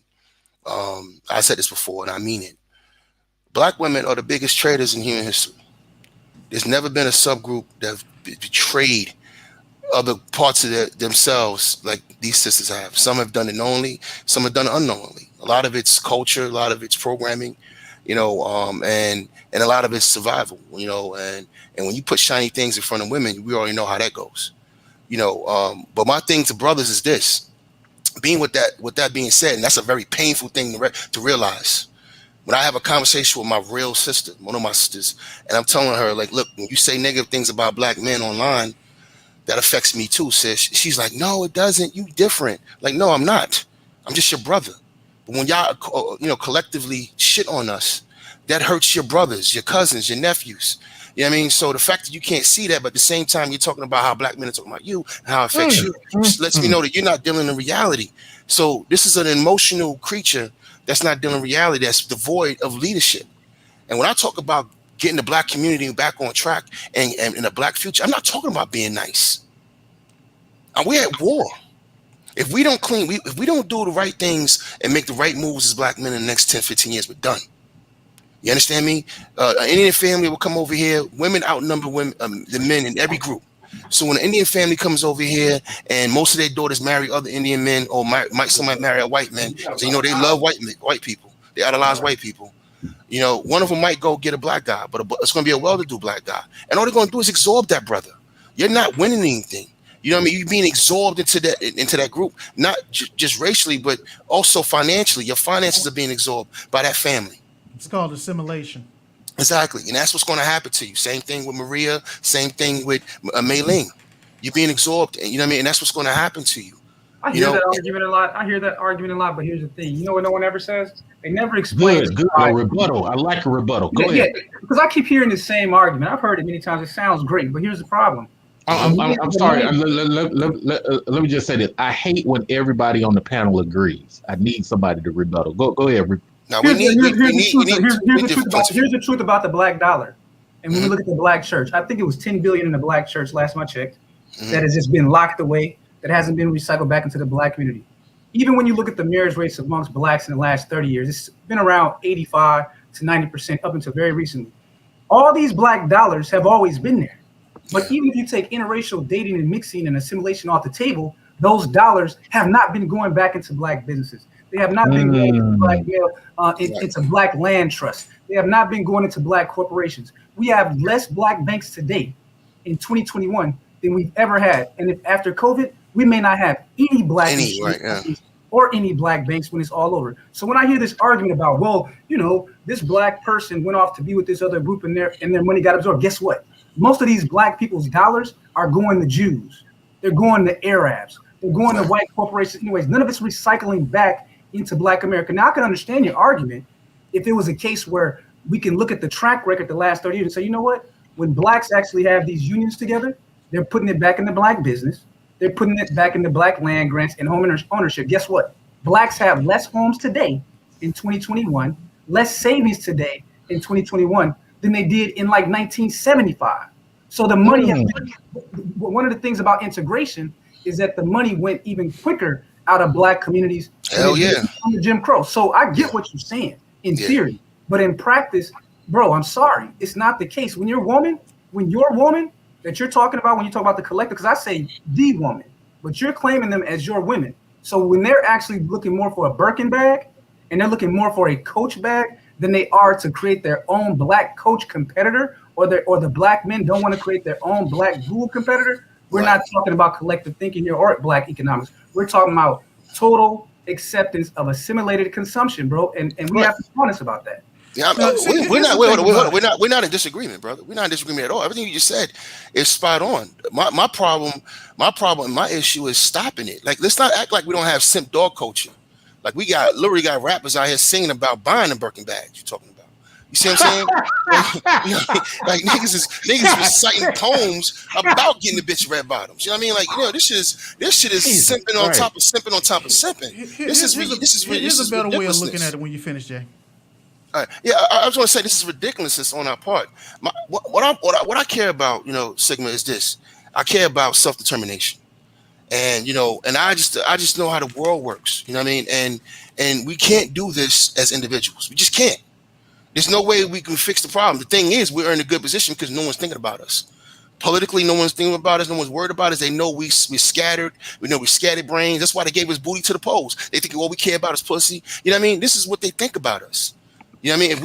If we really got our shit together in the next 10, 15 years, man, we can really counter a lot of this shit. But I'm not talking about being nice, Kickson. I'm not talking about getting with black women and capitulating to their fuckery. But here's a question then. Here's a question for what you just said. Now, you and I won't disagree on the fact that the way that we're using our political capital, it's been thrown away. Now we just got out of an election, all right? Mm-hmm. We just saw black women at a rate of 90% and black men, I believe it was 85%, vote for a party who within the first 100 days, the first actually 50 days, passed like 5 or 6 executive orders specifically to increase illegal immigration, to increase visas. You mentioned the Indians. So you explain this to me then, Jay Sean. You just had your president of the United States say that we're going to bring in, what was it? You can correct me if I'm wrong, CA. Was it 500,000 Indians, right? 10 million. Oh, damn. Wow. Oh my God. Now, you got to do the math. Now, let's look at your 10 to 15 year timeline.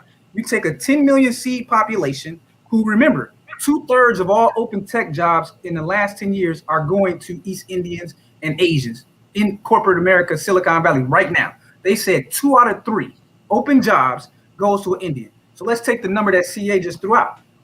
So you got that population that comes in 2021. 10 years from now, how many children will they have? How many relatives will those Indians bring in? This is not They're gonna have a lot. Yeah, they're gonna have a few. You're right. So we're talking about the best jobs with the best benefits with the fastest growing companies in America right now. Google, Microsoft. These people are coming straight from their third world developing kind of backgrounds with their skill set going directly into Microsoft and these companies with 6-figure salaries. And within a year, Sigma. Let me just interject real quick. And the reason why what you're saying to me on a lot of levels, first of all, that's why I said that 10-15 year window. I just said that, right? 10-15 years. If we don't make certain decisions as black, I'm talking about drastic ones, we're done. And most importantly, this is offensive to me. This is offensive to me that a country that was built on the backs of our ancestors, that has this immense wealth, and it's being granted to these people coming from dirt countries where they have no sewers, you know what I mean, garbage everywhere. You know what I'm saying? Like, this is very offensive to me. What's happening? We should be livid. Forget black women. We should be. I mean, like, look, my plan for the 2020 election, because we should have actually got on this in 2016. If I had my way, we would have flipped the Senate to the Democrats and left Trump in office. We need time, right? Mm-hmm. That would have gave us a lame duck section. How I saw it. That would have gave us a lame duck section, and we could have played both parties against each other. But we are not collectively active politically. We arguing with each other too much. We using personalities. See, Jay Sean, you're right about the Trump scenario. I definitely think that we needed a grace period. But here's where you're wrong at. We are politically operating as a collective. The Democratic Party has consolidated the black vote for 60 years. See, what I think what you're saying is that we move like sheep when it comes to the voting, but not for specific agendas that benefit the black majority. So that's the reality of it. But here's the thing. This is what I'm saying. So look at Georgia, look at Pennsylvania, and look at Michigan, right? Now, look at Georgia. Look how close that race was in Georgia. Same thing in Maricopa County in Arizona, all right? Black women were going to vote Democrat no matter what, okay? This is how you commandeer her vote. You use her to flip the Senate, and then we vacate the top of the ticket or vote for Trump. That's what we should have did as black men. He would still be in office. They would have a Democratic Congress. They'd be at a fucking stalemate, and it would bought us time. It was because one thing I agreed with Trump on was that goddamn immigration policy. I definitely agree. You won't get any disagreement with me on that one. And that's what I'm saying. That was the move we could have made, and we got to deal with the facts on the ground, like war. You know what I mean? And at the time where we are right now, there was a lot of dudes on the Hotep side was like, well, we're not voting at all. Black people shouldn't vote at all. I knew that. I saw that wasn't going to happen. People were going to vote anyway. So what's the best scenario for us in this climate, in this situation? We vacate the top of the ticket. We bounce on Joe Biden. That's how we, one, show our independence, and two, we leave that crazy motherfucker in office and let them fight it out and let them fight for us. You understand me? We had a little bit more political respect. Exactly. And then you have a midterm coming up where those local votes matter more. So our numbers matter more. See, our numbers really don't matter in a national election. It's really these certain states where we matter, like Georgia, like Pennsylvania, like New York or Illinois. Right now, you know what I mean? Your kids are being being killed in those states. Exactly. Right now. So I'm looking at the standpoint of like what you're saying would have been really great when we had the election. But here's what I'm looking at. I'm looking at a scenario where when you look at like the U.S. House of Representatives, for example, right? Mm-hmm. You have seats that have traditionally gone to like black representatives in Congress, right? So when you look at Detroit, John Conyers' old seat in Michigan, he was the one that was behind reparations for those 40 years or whatever. He ended up retiring, and I think he passed away in 2020. So his seat actually went to a Palestinian woman, right? Mm-hmm. And if you look across America, like in LA and stuff like that, Kamala's seat too. Kamala's seat went to a Hispanic. Yeah, go ahead. I mean, that's probably the biggest black eye for the whole 2020 election. That was a smack in the face. Yeah. After all that, black women are the backbone of the Democratic Party. They gave her fucking seat to a Hispanic. And you got 3 important congresswomen out there in California, and they didn't even look at them. And then you also have Maxine Waters. Her seat is very. I ain't even talking about Maxine Waters. I'm talking about what's the other sister's name with the glasses that's married to a woman. She was gay and black. They was even considering her for a vice president. See, a long time I don't know ago. who that is. I don't even know you. I don't know who that is. Hold on, I'll get to you in a minute. Well, But I go know ahead. that Maxine Waters, she's barely holding on to her seat, and she's a legacy. I think she's been in there like what 35 years or 40 years, She's gone. and the Latinos are letting her know like, yeah, we about to push you out in the next election. So Well, here's the thing with her. They they rock with Maxine because Maxine served their purpose. facts. And the reality is Maxine is doing what a lot of white Republicans do. You get elected like a Mitch McConnell, but you deal with everything except the people who got you in. And with Karen Maxine, Bass is the lady I was talking about. Karen Bass. Okay, yeah, I remember her. Yeah, I know you're talking about. They thought she was going to And- get it, and they got played. Yeah.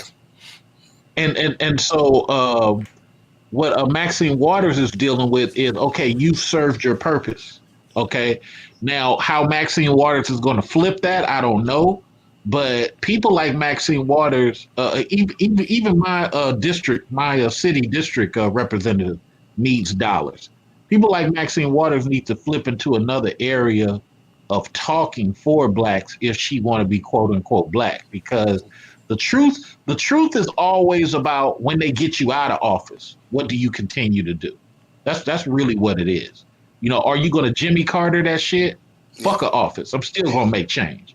Or are you going to go ahead? Now I was gonna say I just want to stick it in the eye, sisters for just one more second. Barbara Lee, there's another sister out there named Sheila. They ain't look at none of y'all when it came to replacing Kamala. I just wanted to say that. That was thing is, Well, they did look at Barbara. Hold on. They did look at Barbara. Barbara has more power where she's at. So that's the only thing. Barbara Lee has more power where she's at, and Barbara's trying to put herself in a position to be the governor. But go ahead. Well, they got another gut check coming for California because Dianne Feinstein, most thought that she would retire in this election, but she's very, very old, man. And I'm almost certain that her seat, because again, no one thought that seat was going to go to a Hispanic male. Everyone thought it would go to either a black female or an Asian female or a Hispanic female. People thought that. So Who are that's these like, everybody? So you're talking about King Sigma. Come on, tell us. said So what? we can laugh. What? So we can laugh. Can you tell us said who what? are these everybody Oh, you you talking tell about, us, King low Sigma? cat, low cat. Stop asking King Sigma questions. You tell us. Well, we Come know on, King Sigma. Who's this everybody you talking He's about so we can get a gaslighting you, good laugh Sigma. at this shit? Come Stop on, man. asking King we Sigma already know that questions. it's You the tell us backbone. who it is. We know it's the black female backbone of the Democratic Party. So we know who they are. So yeah, that seat, they definitely thought it was going to be a black woman. But you know what? I think Dianne Feinstein, she's going to get replaced by a Latina woman. And then maybe on that day, black women will say, damn. I'll tell you what, I'll bet you $20 is an Asian. I wouldn't be shocked at all if it's an Asian. No, I wouldn't. Not with this Stop Asian Hate campaign they got going. I wouldn't be You shocked. got at all. Latino, I got Asian. All right, $20. Here's what I had to We have a realize. gentleman's bet. No, that's Here's a what good- I've had to that's a accept That's over- a good guess, bro. You got. It's just a question of what Asian politician is really You that see the notable politics right now. they're pushing right now. Protect Asians with attitudes. You see the wave. You know what I mean? Oh, yeah. So, and Feinstein is very old. She might even make it through this term. But that Okay. goes back to what you were saying about how they ride on black people as the mules, because again, the Asian population is so small, but because of the way that they've done the intersectionalism and this people of color bullshit, the Asians and the Latinos are riding black people. Because Andrew Yang, don't be surprised if he becomes the mayor of New York next year, and I wouldn't be surprised at all if some Asian is replacing Feinstein. And I it's wouldn't good be business shocked. for the Democratic Party because the Democratic Party don't have to really worry about funding them too much. You know what I mean? First of all, they're in safe districts, and they have a business community that's strong in New York and in California. Well, they got the highest income in America right now. Yeah, so they're gonna have donors, and that's less money that the Democratic Party has to worry about. So that's why I think I'm leaning Asian. I wouldn't be shocked, bro. I wouldn't. All right, let's switch the conversation up a tad bit. So I'm gonna throw something at you guys that you are aware of, but I want to get your take on it. So now Ice Cube has had a meeting with Joe Biden. Finally. Finally, You know it. It was quiet as hell. 'Cause I didn't hear about it. Finally, The Rock has come back. So finally, Ice Cube has had a conversation with Joe Biden. It must have been a I whisper. want 'Cause to- that shit wasn't noisy at all. I want to hear what you guys think Ice Cube's first couple of words should have been. Oh, that's hard to answer. Oh, jeez. Jay, can you come up with a good one for us, brother? Can you help us out? Oh, dang, there's so much shit we need. Dang, that's a tough one. I would have just picked up a check and just said, "Leave it blank." Yeah, I mean, the real conversation, the real conversation that needs to happen with white America is this: look, if y'all want to transform the country and lean on other people, settle your debt with black people. Look, there's 40 million black people in the country. 10 million of them are not descendants of slaves. So we're talking about 30-something million people. Settle with us, because there's no fucking way in the world we're going to survive what's coming next. The pie is expanding, cost of living is going up, and there's no way you can work your way out of closing this wealth gap with white America. There's no way. Just to give you a quick example of what I'm talking about, this is what I see. When I'm flying in BWI and that plane tips to come in for a landing, I see nothing but a shoreline full of houses on water with boats. That's white America. And that's all over America. That's from Annapolis over to Seattle. That is not us. That shit looks we don't have that kind of wealth. Bird's eye view, don't it? Exactly, it does. And that's the kind of world we don't have. You know what I mean? When you talk about Scottsdale, Arizona, when you talking about, I'm about to go run down all these white neighborhoods that I know. But anyway, brother. Y'all get my point. I don't think black people understand the level of wealth and the gap between us. When Obama was in office, I believe it was 6 to 7 million new white millionaires were created just through quantitative easing alone. You understand me? We have a long way to go to get what we want. And the reason why it's important that we have that is because we've been in the country longer than anybody. That's something that we should hang our hat on. We shouldn't divorce ourselves from that. Mm-mm. If anybody in America, any group came to America, or any group in America had our story, do you know what they were? Look, I watched the news the other day, and I'm sorry to get passionate.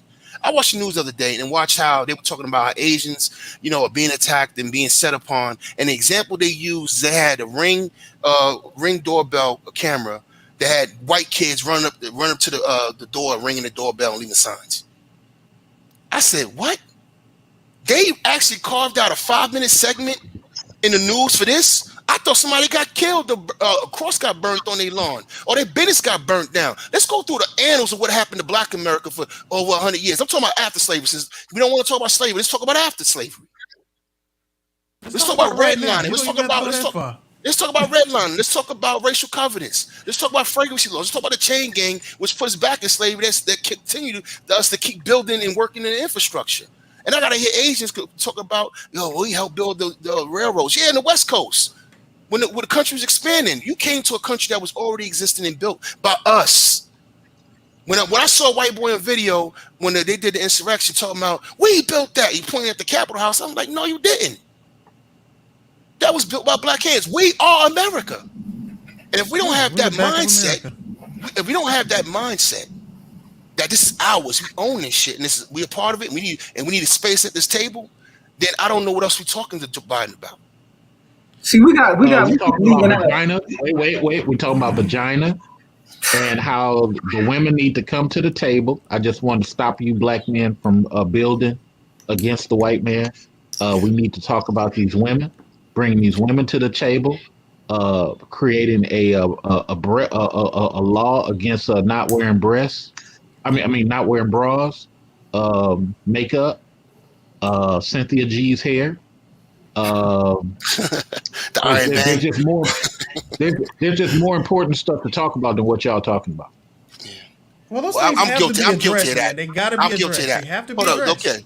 Hold on, I'm guilty of that. I just want to make sure you look, understand. I am the one that came up with the term iron bang, so that I did interject that. So I'm guilty as charged.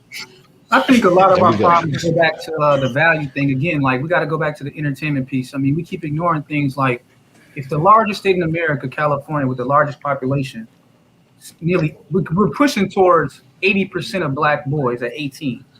We're getting close to 80%. It was 75% a couple of years ago. But nearly 8 out of 10 18-year-old black boys can't read at, I think it was like 7th grade level before they leave high school. So we're talking about 18.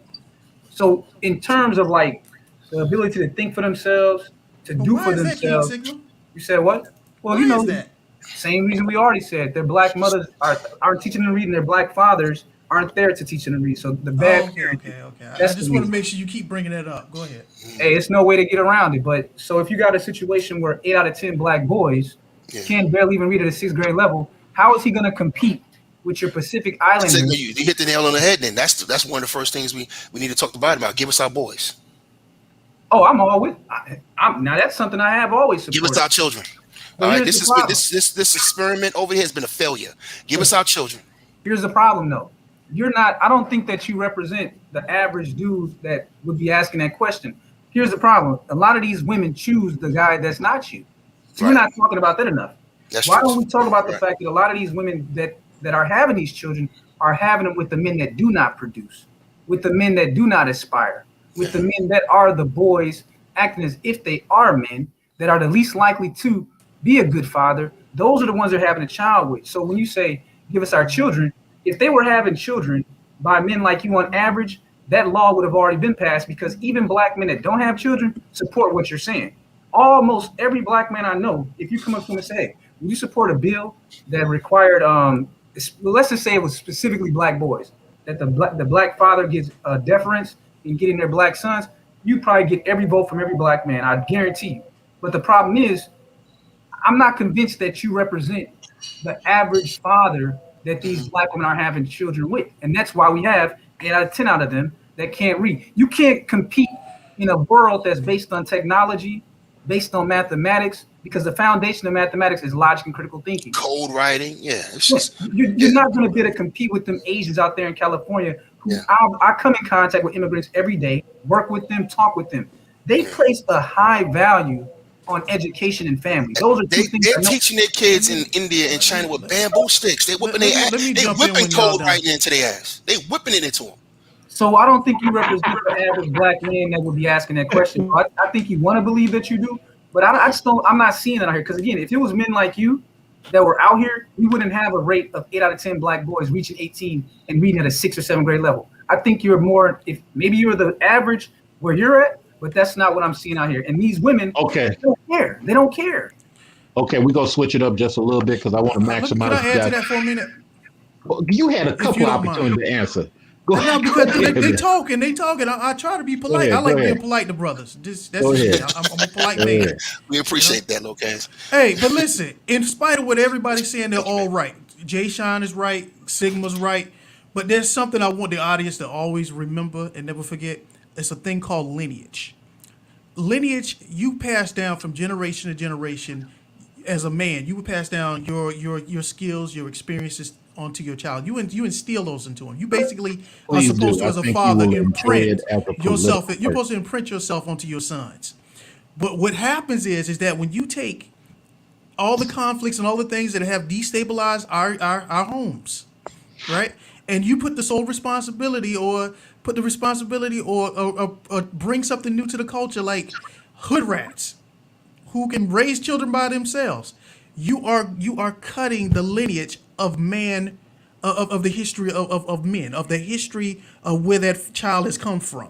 You see what I'm saying? So if the father was a roofer, most likely the father's gonna teach the son how to be a roofer if he chooses not to use that skill or not, but he has learned a skill from his father.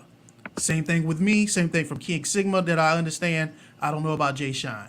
But you learn those skills from your father. Your father passed down his knowledge, his experiences, so that when you get out in the world, you already have an idea how to think and operate. You don't learn that from a single mother. And I think that's something black men need to understand, is that any woman you take, you cannot allow her to cut off your lineages. 3 I'm seconds. done. 3 seconds. So let's switch it up a little bit. So we're going to talk about a little police station in Florida. So long ago, a black man volunteered at this police station of his city, which is only about 30,000, 20,000 people. So he's volunteering. Here's why I say black men got to be supervisors, managers, and owners. They've made you the police chief. You've been there for a while. You know you ain't making no money. You know, you just coming with power, and maybe you getting some free vagina for the fact that you the police chief. But you really ain't. You ain't even making $7 an hour. Okay, let's keep this real. As the police chief, Your employees, no, I'm very serious. I'm not Come on, even bro. I joking. know the police chief is making more than $7 per hour. No, sir. No. His budget is only $100,000. Wow. So no, he's making about $7 an hour. So, but you should be developing yourself. You should be like King Sigma says all the time, which is something I used to say all the time. You got all this education on your cell phone for free. Get an audio book. But nevertheless, he's in charge. He has one employee and one part-time dispatch. Now, the part-time dispatch lets you know the 911 shit and don't even operate 24 hours. Okay? But the little boy comes up missing. Parents come to the police chief. Instantly, they start talking country shit, Jay Sean. They start saying country bullshit like, oh, he probably by the Water Creek. He'll probably be back. We'll take a round about, we'll drive our country asses around to the country ass spots. It's only 20,000 people live here. I mean, it can't be too far. Come to find out, he's at the white woman house getting killed right along with her son. The boy went to go hang out with the white son, and now the boy comes up dead, and they done put his body somewhere and blah, blah, blah. Do you realize this black police chief nor his black officer ever called the surrounding counties? That's not uncommon. That's not uncommon. But wait a minute. This is what makes black male image look bad. You're in charge. Let's start off with King Sigma. Go ahead. I mean, so you're just speaking to like his incompetence to be a police chief? I'm talking about the black male image for all of our complaints. We need to be complaining about each other, not representing the black male image well. Right. It's 2021, King Sigma. See, again, and well, a conversation that you and I've had before is that, people forget that the household is the basic building block of a society, right? So when you talk about someone becoming a manager, someone be good at administrative duties, unfortunately, a lot of that stuff comes from the kind of responsibility you had as a child, the kind of lessons that you got as a child. When you come up in an environment where you're not required to manage anything as a kid, and then you get into adulthood with that mentality that someone else, is always going to be there to get the job done, and you do find yourself in one of these token kind of positions, you kind of get exposed for your lack of, administrative skills. Hold on for a second. I just got an announcement. We are going to have a white Republican here next Sunday. I know you gentlemen love politics. Everybody listening to the chat, make sure you tell your friends. This is going to be very entertaining. We're going to have he's really a Reaganite, but we're going to have a white Republican. No, I'll get a Democrat next time. But we're going to have a white Republican here. He's part Latin, part white. And that's what's up. I'm going to pull one of his videos and let you guys check it so you can review it right now before we get off the stream. But please continue, King Sigma. You got 1 more minute, and then we'll go to Jay Sean and Lopez. Go ahead, King Sigma. My whole point is that, when it comes to administrative duties, being a good leader, a lot of those skills are developed, man, by the time that you're 18 years old. Sure, you can go off to trade school or go to college and things like that and develop your skills. But a lot of that comes from just the way that you watch the operation of your family household, the way that you watch your father interact with your mother interact with your father, how you interact with your siblings, and things of that nature, the responsibilities that you're given at a young age, the things that you're told to do on the side, outside of your homework. Your dad says, hey, come over here and look at how I do these taxes. Organize these taxes by year for me. Take the, little things like that. And I think that's what's missing in the sort of mentorship of a lot of black boys. They're going back to the single mother thing. They're not growing up in households where they're given the kind of responsibility that's going to be required of them in the real world. And sometimes women do it indirectly. Like your mom just might want to spoil you. You want the new video game or the new Xbox that keeps you quiet, that keeps you from going on the street, she gets it for you. You want some new shoes and that keeps you out of trouble, she gets it for you. Those things are great, but it tends to kind of coddle you and spoil you. Whereas with the father figure being in the household, he's going to give you responsibilities, not just because he's trying to put extra work on you, because in the real world, there is no day off for you as a black man. Black men don't get a day off. So that's what I think is missing with a lot of socialization of black boys. They're not getting the kind of administrative responsibilities and organizational skills at a young age. So by the time they hit 18, they're just out here, running around, following the females that's in their life. Yeah, and that's showing out in the culture. We have this whore culture, but we also have a simp dog culture.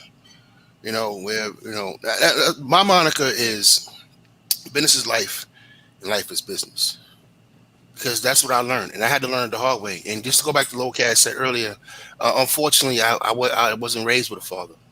I wasn't really raised with a mother neither. But my mother did me a favor. She wanted to run the streets and do her thing.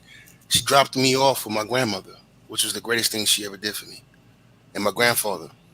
And I got to see how, old school women got down. I got to see how, older men, how older brothers operated and how they thought. My grandfather gave me a lot of isms. You know what I mean? So, it was a gift and it was a curse. The rest of my tutelage came from the streets. And one big thing I learned, in the streets is how to deal with people. And that's what made me successful in life, actually. All my skills that I learned, all that stuff was great. But my biggest skill set was learn how to deal with people, learn how to read a room, and basically just doing good math. And going back to black people as a whole, I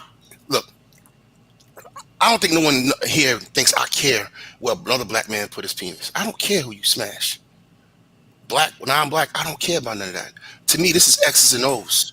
I'm looking at it from a power dynamic, and I see us being replaced and being removed. You know what I mean? And it's like, I think somebody said, I think it was Yvette Carnell, somebody said something really smart one time, and they said, this is going to be the most humane genocide you've ever seen in the history of mankind. And we're going to be complicit in it. And I don't want to stand back and watch it happen. I'm all about personal responsibility. I'm all about pulling yourself up by your bootstraps and all that. But I also stand economic math. And I know we can't close this wage gap without, one, practicing economics, two, operating as a group, and three, getting some concessions and some compensation from our government. A government we helped build, a government we fought, a country we fought and died for. And not only just that, we made it better. Every civil rights that people enjoy came on the backs of us too. So when you look at America, you can't look at it without looking at the pain and suffering and labor of black people. So so for me, I just can't divorce myself from that. And I understand the only way for us to win is rectifying that. So back to black women, sure, trade is like a motherfucker. But I'll tell you this. I'm over in Germany right now. We fought a bloody war with Germany. We're doing business with Germany right now. The South was traitors. You see what I'm saying? That's why I said business is life and life is business. This is business for me at this point. None of this shit is personal. This is about the business of our survival and how we moving forward. Because I got grandkids come by me. My sister just had a boy. I'm my uncle now. I got a young nephew right now who just turned 1 year old. You understand me? This is serious for me. This is how I look at it. Unfortunately, not enough black people look at it that way. We got to look past this lifetime. And we got to handle business. Get this money. Get to this guap. Build, own shit. So we have stuff to pass down and we can do business with each other. When I get back to the States, I'm trying to buy commercial real estate. So if King Sigma has a business, I can give him the nigga rate. You understand me? Mm-hmm. That's what my mind is. Don't give me the nigga rate. Charge me full price. I want you to maximize your dollars because I'm gonna maximize the assets too. I think. I'm not stupid, King. I'm gonna pay my bills. But I'm gonna look out for my people because that's what Asians do. Don't give me a discount though. Charge me full price, Jay Sean, because you know why? If you got if $100,000 is the value and you charge me $80,000, I just took $20,000 that you can use in a way that I can. Charge me $100,000 and I'm gonna take that $100,000 asset and I'm gonna double it. So I want brothers to actually think, you know what? We can compete at the market rate. If you want a discount, that's fine. But I don't want a discount from another brother. If it's quality, charge me full price so you can get maximum dollar and take that cash and then you can double it up. I don't want you to not be able to double and triple, Right. Okay, I'll feel you on that. But I'm just, when it comes to this whole thing, what you're saying about the trader thing, right? Here's the problem. Okay, now with Germany, there's natural resources in Germany. They have partners that they deal with that.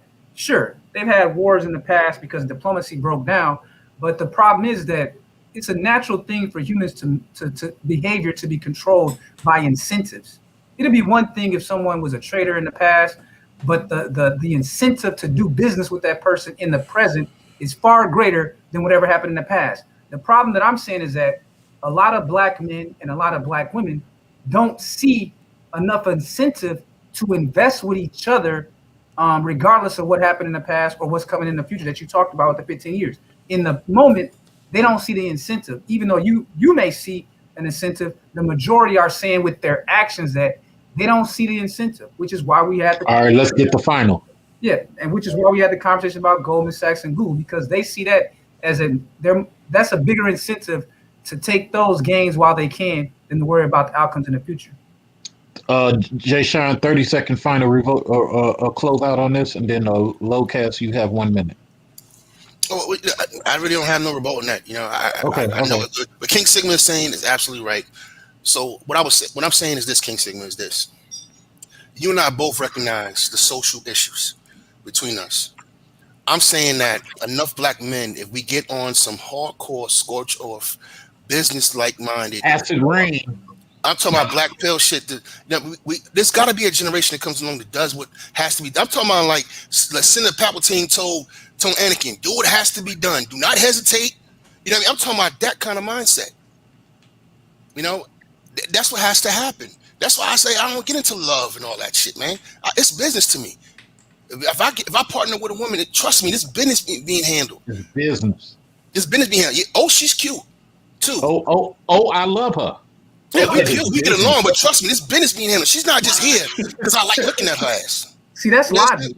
I like what you're saying, but here's the problem. You know what really shocked me when I was doing some research on black marriage, right? You know what shocked me out of all the things I looked at was a sociologist found out that the most unhappy pairing in America was a married black woman. Black bachelors were happier. That's easy. Black bachelorettes were happier, but the most unhappy person in all the relationships in America, they found out was a married black woman. That's still to this day. I'm like, please, wow. please do a video on that. Lowcast, you have the last word, and then we got to go to this video. All right, I'm gonna make it real quick. Time. The thing is, it goes back to what everybody's been pointing out. So I'm just gonna say it straight up: the most dangerous, the biggest threat to black society at this time is a single mother with a boy, with a son. The other part to it is Goldman Sachs. I'm gonna say it again: it's only a means to an end. It's temporary. Keep in mind, this is the most humane genocide you have ever gonna see in human history. But unfortunately, you ain't gonna live to tell about it, talk about it. I'm done.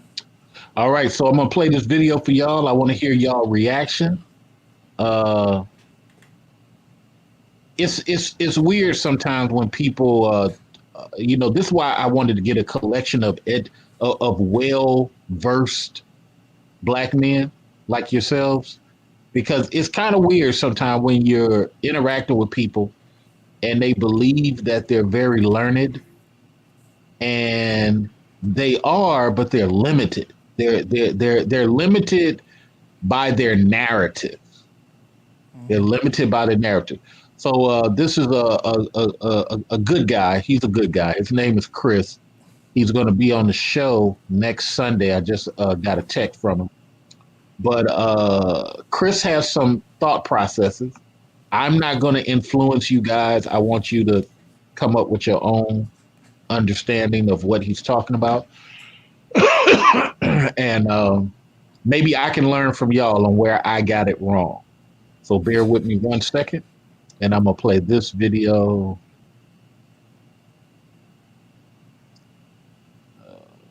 Where'd you go? Come on. Where is it?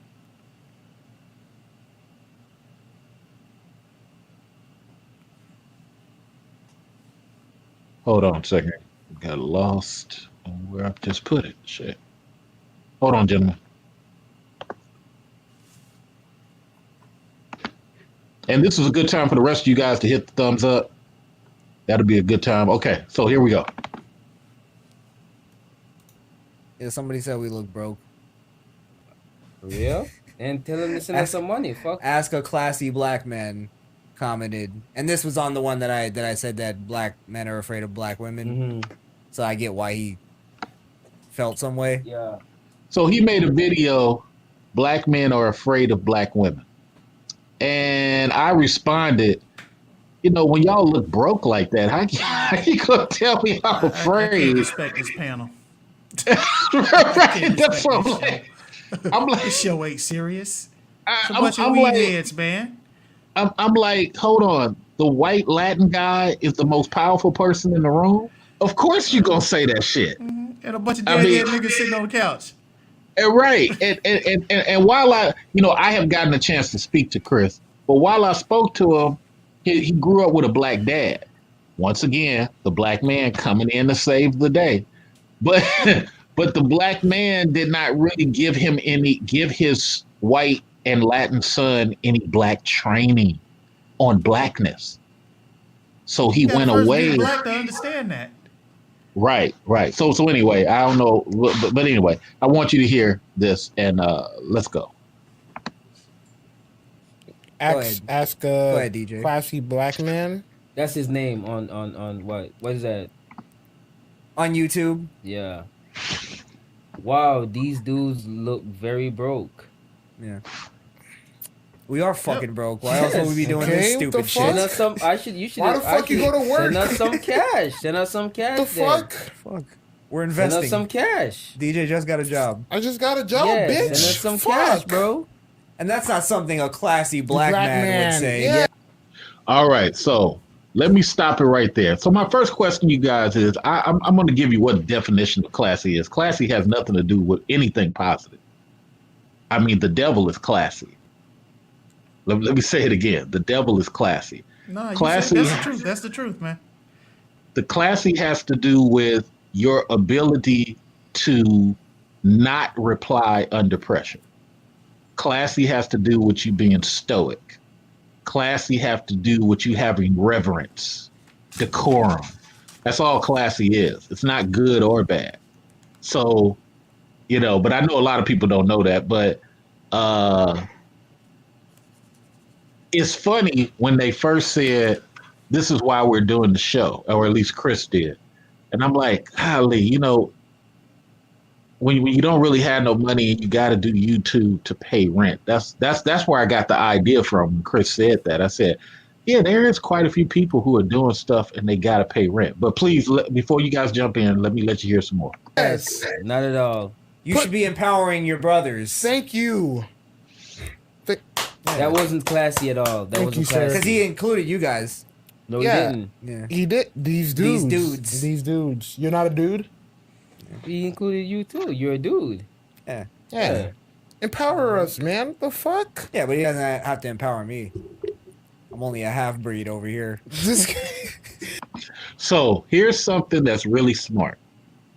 He's going to keep giving them a narrative that a couple of them are going to fight back against. But I just found it really amazing. And again, Chris isn't a bad dude. It's just he's the most mentally powerful in the room. The second mentally powerful is the dude in the white and black shirt. But just watch this for a minute, gentlemen. Be patient. I ain't going to interrupt no more. Hybrid Fucking bitch. guy, bro. we said on some real shit, and all these guys could come up with wow, these guys. These dudes are. Oh my Fuck God. out of here. You know what? Who's that guy? Let's see if he has videos. Please Classy have black videos. man. Oh, okay. Okay. Does he have videos? By the way, Crunchyroll's always making. Remember, Black guys. I was just making jokes Cannot speak. about the come on What the the face and fuck? lace front. Black dropping off. guys cannot typical black speak girls, though. documented Come on, facts, only hearsay You know, and I fuck with you, assumptions. You know what I'm saying? What? I don't get his titles. So he don't get black guys can't speak facts. You know what's amazing to me? Stopping right there, and I'm gonna let you guys jump in because I want y'all to educate me. Comprehension. But go ahead. Where did I get it wrong? Anybody? I don't know what to say, man. I'm just looking at this here. I'm looking at a buffer, having two other brothers on here to basically sit on the couch and help him with his show. And these are two. They seem like they don't seem too bright to me right now. I don't know what to say because it's not something I will watch. Anybody else? Lord help us. That's all I got to say. Lord help us. Jesus What are Christ. you looking for, Mr. Research, on this one? King, what you got to say about this, Sigma? What you got to say? Whatever you got. Well, I don't know. I got caught up in a conversation with someone in your chat, so I was watching it while trying to have a conversation because I think she got triggered by learning that black women have the highest divorce rates because they have the highest rate of unhappiness with their arrangement. Oh, tell me, I'm asking a question. How can black women be more unhappy than black men when they have the ability to abort children they don't want, have sex with who they want, that's easy, fuck who they want when they want, that's divorce the man with no fault? Like, how are you unhappy? You got all the decisions on your body. That's easy. It's easy to understand that shit. Unhappiness is real unhappiness comes from the fact when you don't have much choices. You know what I mean? When you're really stuck in situations you can't get out of. Unless you're saying your child is a burden that you don't love the child, and the child's not a blessing, then what are we talking about? See, her plan for what you want. Question, her question was odd to me because anyone that knows the difference in logic, they have induction and deduction. Now, if black women get married later than all other women, and they have the least likelihood of getting married, and they have the highest rate of divorce when married, common sense would tell you that they must be unhappy, even if you hadn't read anything, because again, they get married later than any other group of women in America. They have the shortest marriages of any women, and they have the highest divorce rate of any women, and they are the ones that file divorce. Okay? Okay. So the second most dangerous thing in America, in Black America, is a black woman with a single daughter and no father, no role model. Because the only thing we'll raise her from that point is television. And all the other I will say this though. Let me cape a little bit. Look, the sister that's in the chat room, I believe it's the sister.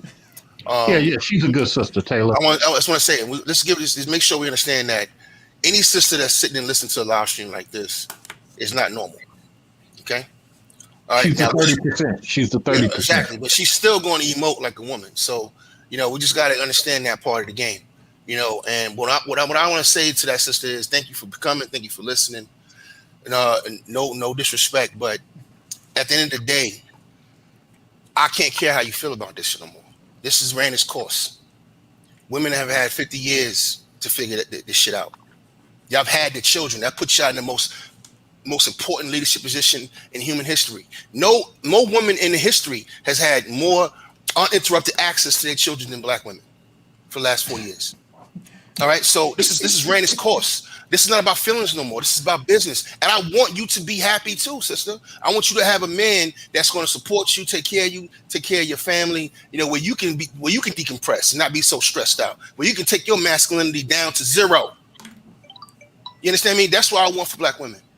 So I really don't have time to worry about how anybody feels. I'm like this with men too, by the way, sister. I don't give a fuck how men feel. I'm on a war footing. And all I care about is results. Let me jump in. And so to explain it to Taylor, because Taylor's a young lady, she hasn't really left Texas yet. So she's a good person, but I always tell her you're limited to your view in Texas because you don't know what Indiana's like. Here's the thing. Sometimes, and this goes to what Jay Sean is saying, I'm just going to say it in a nicer way now. Sometimes women have an opinion of things without a world view. And when you're talking to people like Jay Sean, myself, and maybe a couple of others on the panel, we have more than a USA view of things. So it's not, sometimes people hear us and they say it sounds weird because it's not the same. Let's welcome Wacky real quick. Wacky asked me the question, why did I say that the guys look broke? Well, because their original video was that black men are afraid of black women. And I'm like, how can an unaccomplished person tell me that a group of brothers are afraid of women? And then when he went into his mama told him that. And so that's why I said that. Go ahead, Wacky. Oh no. I was just telling Locast that you're just asking a rhetorical question, but go ahead. I want to hear your answer. You didn't finish. So. Yeah, so it's like these guys look unaccomplished. So let me play this part of it. Maybe that'll give you a better view. Sorry, man is the prize. The man is the prize. He's gay. I don't know what is. Let me stop. Sorry. You shouldn't be fucking 24/7, right? You shouldn't even be having it on your mind 24/7. It's fuck, but the main thing is about sex. Some of them. Y'all got to hear this part. So I'm sorry. That's trying to make power moves. Can you identify a dude that is a family man? A lot of women can't. Now I'm going to drop this little commercial and I'm going to come back and give you some more. So far, it sounds like a lot of game. He said that black men don't have time for sex because they're too busy making power moves. Oh, majority. The majority, yeah. Don't have. I mean, that could be a thing where some of them understand that they gotta make sure that they're good instead of worrying about fucking all the time, going to the club finding bitches just to have a good time. Instead, you're working on you. You're working on your future, type of thing.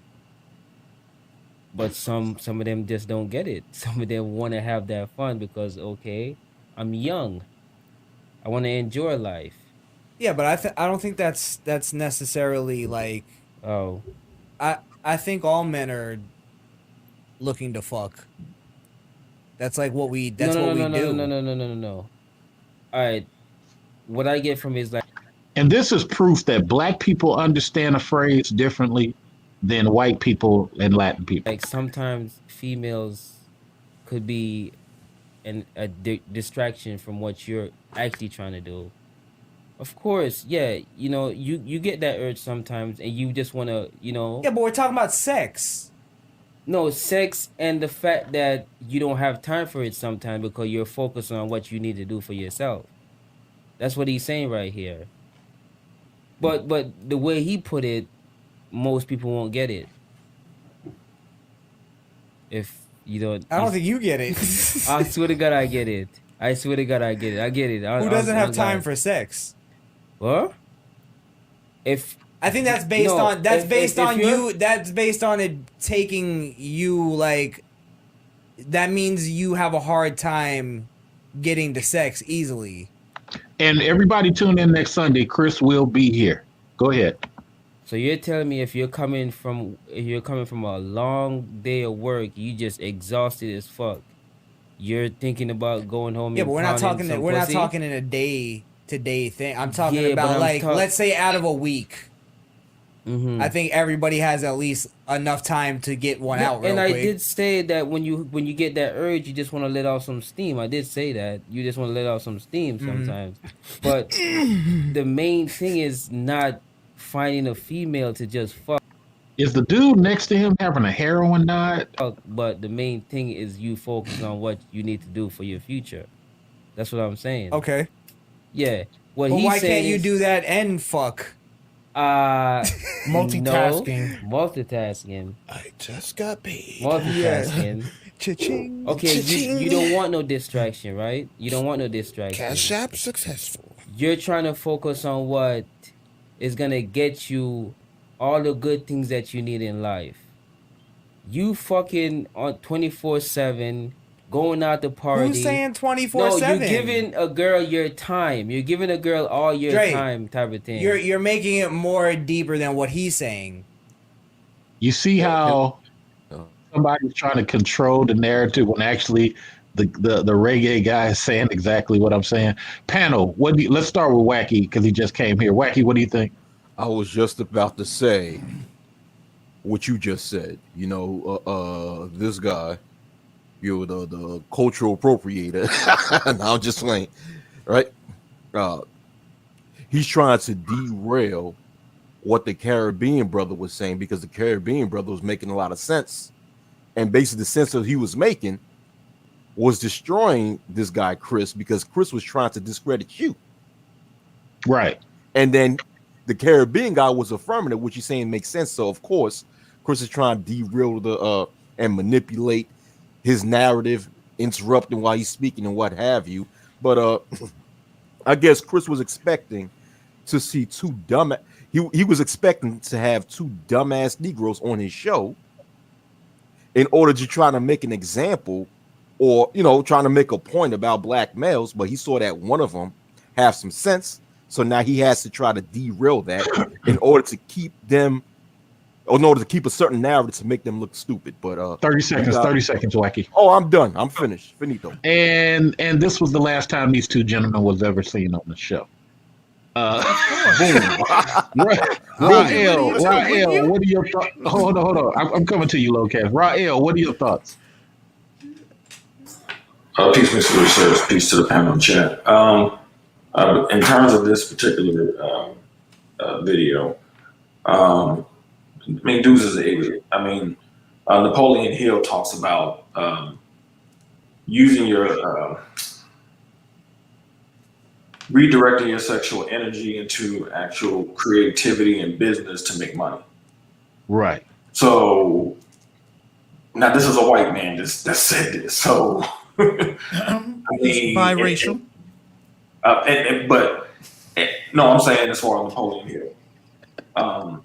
And so this is, and there are plenty of people who have used Napoleon Hill. 30 seconds. Money. So what this dude is talking about, he basically, these dudes refuted his talking points. He thought he was going to come up there and get an easy win, and he didn't get that easy win like that. All right, let's go. Lowcast. 1 minute. What are your thoughts? There's a thing called cultural perspective. And the thing about it is that his father is not a black man. So I blame his mama. I'm done.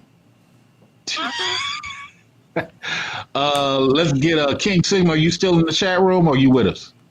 No, you guys got this. When old girl wanted me to educate her on, so now I have to help her out with it. Okay, bet that. Let's go to the co-host. I'm pretty sure Miss Taylor understand now. Go ahead. Let's go to the co-host, Jay Shine. What are your thoughts?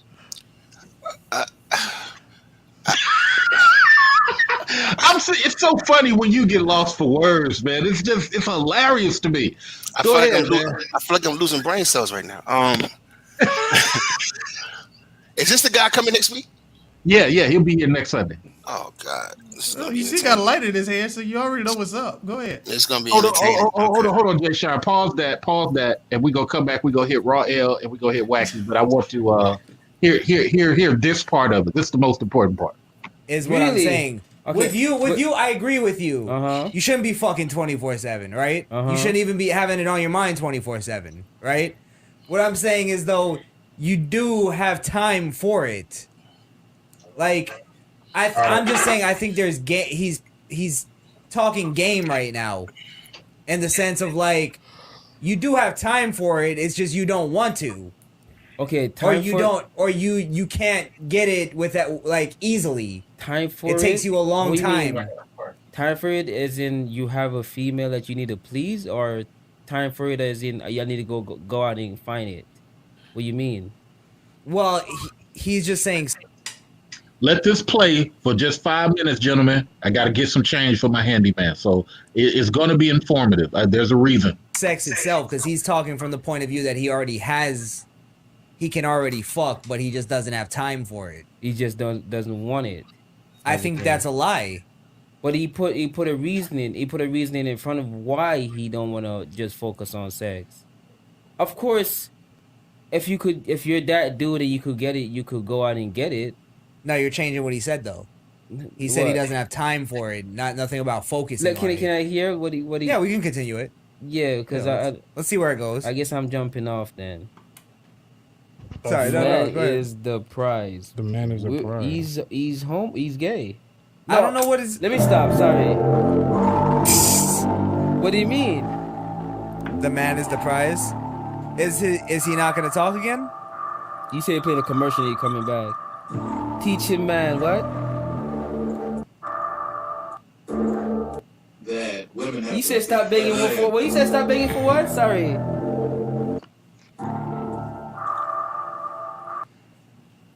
Begging for change? What? What? Come here, you little fat Black bag. men stop begging women to change. Change the black man. Stop crying over tramps. Who is this I don't guy? understand anything he says. Is he Change the speaking a black- different language? He's trying to be that dude. You know when somebody's trying to be that dude? Does that make sense to you? He's trying to be that dude. I promise you. He's one of those. He's trying to be the guy. Listen, if we're trying to be the that everybody say, hey man, the man is deep. You saw you put that word. You saw you did that. You did that. Listen, I think anybody who's trying to give relationship advice and they categorize it by race. You know what I mean? Like, you can't give relationship advice based on race. You can't go like, okay, black women, this is how you change a black man. First thing you're gonna do. So you can't do that. It's not possible. It's got to be based on gender, men and women. Man and woman. Yeah.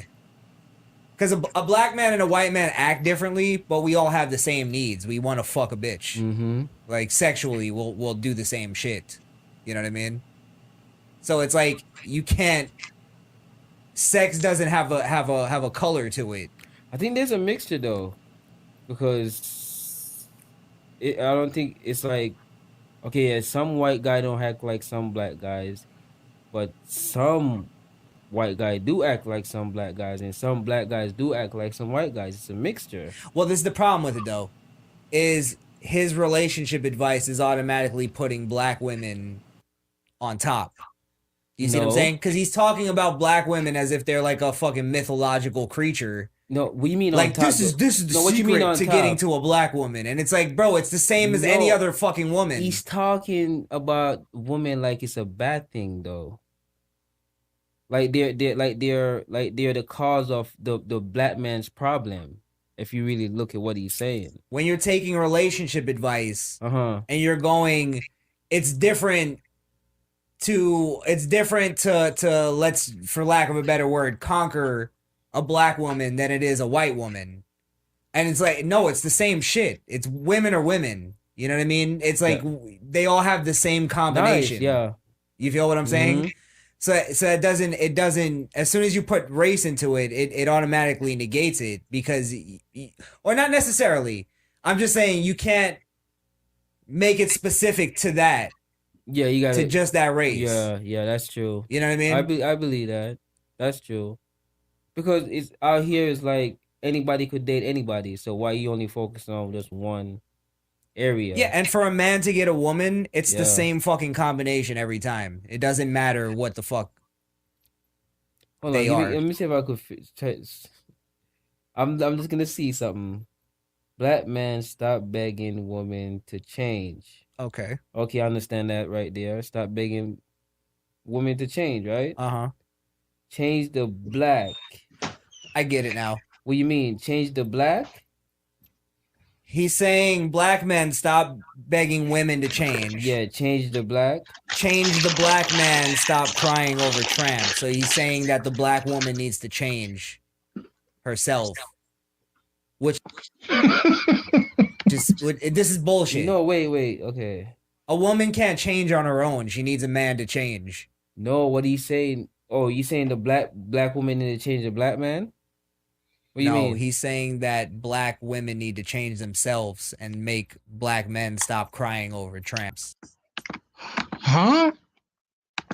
He's basically saying black women are acting like tramps. It's a womanly post. It is. So that's why I want you guys to hear that part of it. But what are your thoughts? Let's go around the board. Jay Shine first. You know, just to quote the great, honorable, illustrious poet Curtis 50 Cent Jackson. You hustling backwards is for chasing a bitch, stupid. Chase the paper that come with the shit. So my thing is, man, just this conversation is not, it doesn't need to be had. Because the truth of the matter is, when you constitute yourself as a businessman and you get with other groups of businessmen, you create what's called an environment, and then women are going to adhere to that environment or not. If they want something, if if women want concessions in a corporate environment, what do? You get it? They fall in line with the culture of that organization. They don't do their own thing. They don't shake their neck and roll their eyes. And no, they capitulate to that environment, to that culture, because they want something out of it. Right? That's in the business world. We've seen that across the board with women.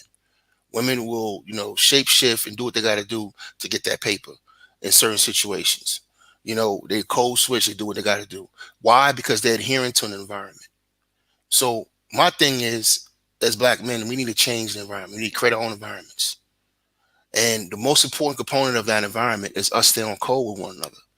And that's what gets lost in the sauce. See, there's a lot of dudes out there that think it's funny or think it's cool to fuck another man's wife. I don't. You see what I'm saying? That's a code of conduct. You don't do that. In Middle Eastern countries, you can get put in jail, even killed for doing some shit like that. You see what I'm saying? Because that's a code of conduct that the men hold each other to. You just don't do certain things. You don't help the women do the things that they want to do. You don't help them be salacious. You don't help them be, promiscuous. You know what I'm saying? That's all part of a code of conduct. So I'm not telling Black men we got to be monks. What I'm saying is that we've actually are in a good space because this is the best time for us to build, because there's so much sex out there. You can go out here, build your wealth, build yourself, and still indulge, because you are still building in an era of whore culture. All right, we're not in a day and a time where you had to get a wife, to get regular access to sex. That's not the case. 30 seconds. So, we actually have the opportunity, if you really think strategically, take advantage of the situation you have out here right now. Be disciplined, but focus on building businesses, building yourself, and getting on code with other men. That's the way out, and that's the way you deal with all of this bullshit. Okay. Loadcast.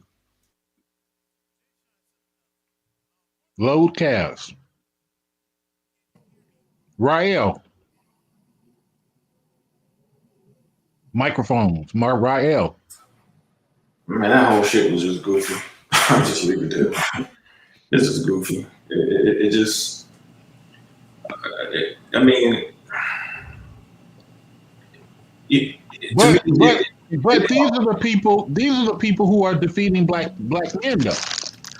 But see, this is one of the main reasons why I hate when Black people use the term white supremacy, because if you're in business, you will definitely see a shitload of incompetent white people. A lot of them. And it's a beautiful thing, because you really get to see the veil lifted. You really get to see that a lot of what Black people think white people have, which is this notion of white supremacy, is that you're just scared of them and you won't compete.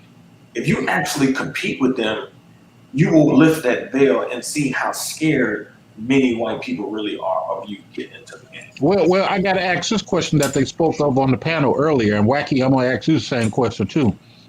Then why is it white dudes don't realize that they're working against Black dudes, helping immigrants, and then the immigrants are working against the white man? Why do white dudes not realize that? Because they have this. It's the culture, man. They have this need to make sure Black men don't get it, and that's why I've talked about this before. Like, I've been very reluctant when it comes to this gender war thing of aligning ourselves with white guys, because when it was all sweet and in their benefit, they didn't care. They didn't try to change anything. Only when the disease started affecting them, then they started complaining and talking about the laws and all this other type of stuff. Good point. They could care less. Wacky, what are your thoughts? Okay, so can y'all hear me? Yeah, you good. Okay, to answer your question, why do Caucasians align themselves with immigrants to try to disenfranchise or further disenfranchise so-called Blacks, and it results in immigrants taking their places in certain job positions? The answer is simple. It's because they're stupid. That's it. It's a simple answer. They're stupid. That's it. I can't get any deeper than that. But what about the other stuff you heard prior? Yeah, as far as the video's concerned, yeah, okay. Thank God that you stopped the video, because my IQ dropped down 25 points, and it was going to drop down any further if you did not stop the video. I feel the same way. Yeah, because this is what you had, right? The smartest person in the room. This is where I have to disagree with Sia Latre on this, because Sia Latre said that Chris was the most mentally strongest person within that room. No, in my opinion, I think the strongest person mentally in that room was that Caribbean guy. Okay, here's where I disagree. So I'm not intellect is what the Caribbean guy had. Smart, the ability to manipulate the other two, is the reason why I gave him smart. Intellect wise, yeah, the Caribbean guy, but he's controlling these two guys. But go ahead. Yeah, but I don't think he was successful in manipulating the Caribbean guy. You know, the other dude was just good point. I think the other dude. Well, I think they all was high, but the Caribbean guy still had a little brain cells left. You know, I don't know. I saw you, because I remember you put up a video debating with that same individual, Chris, right? And I just don't think he's that smart. You know, he'll be here next Sunday. He'll be here next Sunday. Yeah, and like, in order for you to be a good manipulator, you have to be. You have to have a level of intelligence, obviously, right? Mm-hmm. And I don't think his level of intelligence up there to be able to manipulate the two, which is why 30 seconds. Which is why, yeah. Well, I'll just say that I don't know. It's just a dumb individual. That's all I have to say.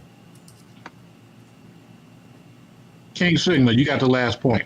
I would just say I thought the best part about it was the GIF that said "Black men stop begging these black women to change." I thought that was the best part. Everything else was goofy. But you know, when the brother Ariel mentioned the fact that a lot of these white guys who in 2021 will give the appearance of aligning themselves with black men come publicly acting like that, I don't buy it, because again, so many of the issues that black men are dealing with in their dynamics with black women and with their children is based on decisions that were made by white men. So for me, whenever I see like white men and black men having these conversations, I look for the moment when the black person is going to bring up the connection to the past policy decisions that got us to where we are today. So, you know, again, it's a convenience thing for the white guys.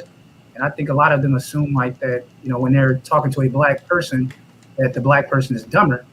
And that's a bad mistake that white men make when they actually deal with someone that's equal to them. Because, you know, when you look at like testing based on race and class, there's really no difference. The only difference in race numbers on testing and things like that comes from different classes. So if you compare like a black dude that was raised by a single mother that was poor to a white guy that came up in your normal middle class family, he's going to have on average higher scores and higher IQ and things like that. But when you take a black man that comes from the same class as that white guy, it's pretty much just equal. So I think when I see these two guys and they're talking to this, I guess the dude is white, but with all the braids, and I didn't know if he was biracial. Biracial. Yeah. He's white and Latin, and he was raised by a black stepfather. Okay, yeah, that's what I was trying to figure out. But that shit is weird. Well, there's a lot of guys out here that's willing to take care of the seeds of other men. I'm not one of them. But we got there with the. You did your upload about Stacey Dash, and I had an upload coming as well about her, because I think that there's more of these women because of the uptick in those kind of relationships over the last 5 or 7 years. But let me defend Stacey Dash. Her Bayesian dad went around busting nuts and left her to figure it out by herself. He was pumping and dumping. Yeah. So he went out and had her and abandoned her and had her figure shit out herself. He didn't teach her nothing about blackness. He didn't teach her nothing about Barbados. He just left her out there in freaking New York to fend for herself. And so he was just sowing his wild oats. And that's one of his wild oats growing up now. His wild wheat. Go ahead, King Sim. You got 10 seconds. Well, I tell brothers to protect their seed. I don't give any kind of excuses for men that are out here spreading their seeds around without any intention of taking care of the children. So I'm 100% opposed to that kind of behavior. I don't buy into this whole it was an accident. So this is the consequence of those bad decisions. All right, now we get to the final 10 minutes. White women. Praise the white woman, white woman. Oh, praise the white woman. Latina though, that don't look like You got to put a little bit more spunk in that one, bro. Yeah, the white woman, the white woman. I don't think that. Get away from me, you dark-skinned black woman. Yeah, the white woman. Yeah. Okay. So now we get to talk about. Oh, that's funny. Another human being that bleeds once a month. I mean, I don't know why dudes. I mean, I was with a Portuguese chick this past weekend in the hotel. I didn't think nothing of it.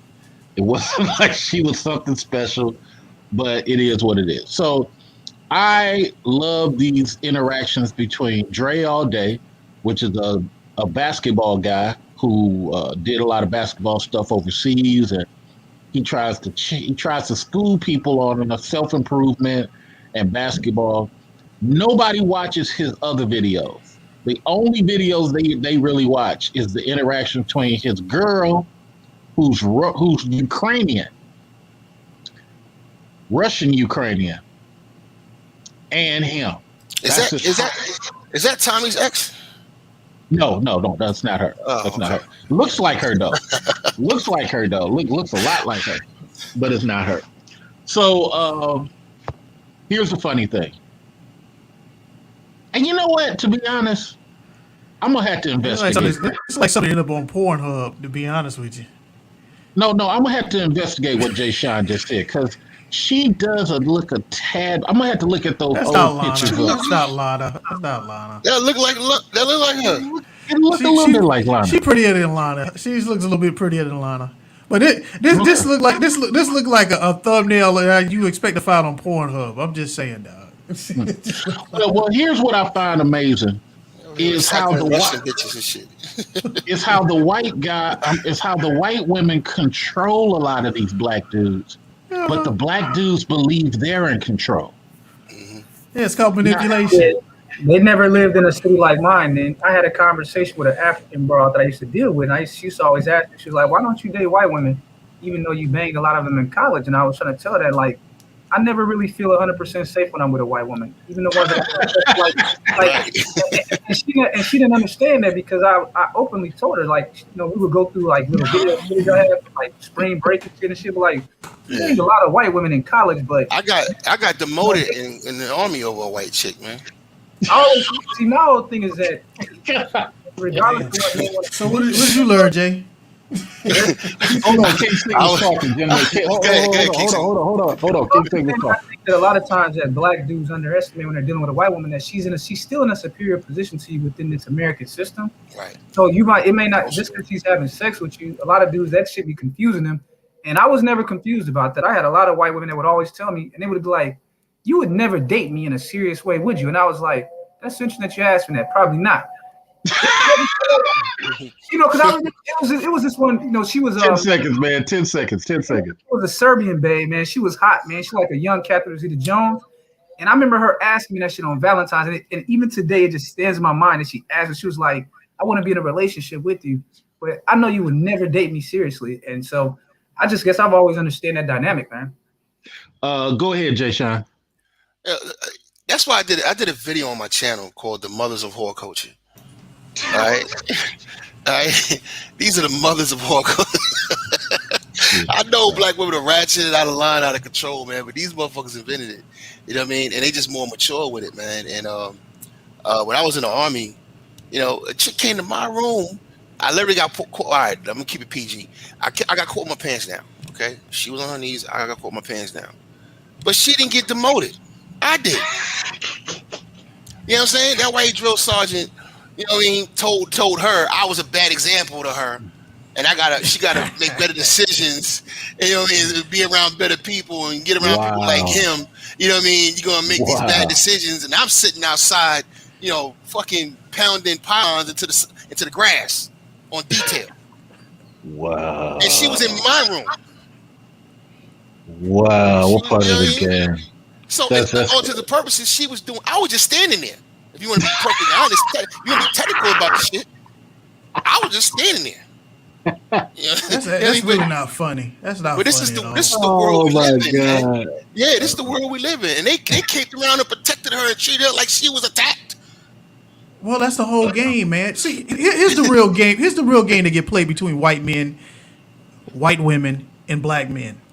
Yeah. Is that this? See, she know she knows she gonna do the same stuff that he gonna do. They both know that, right? But if you want to get back in good graces, you gotta sacrifice him.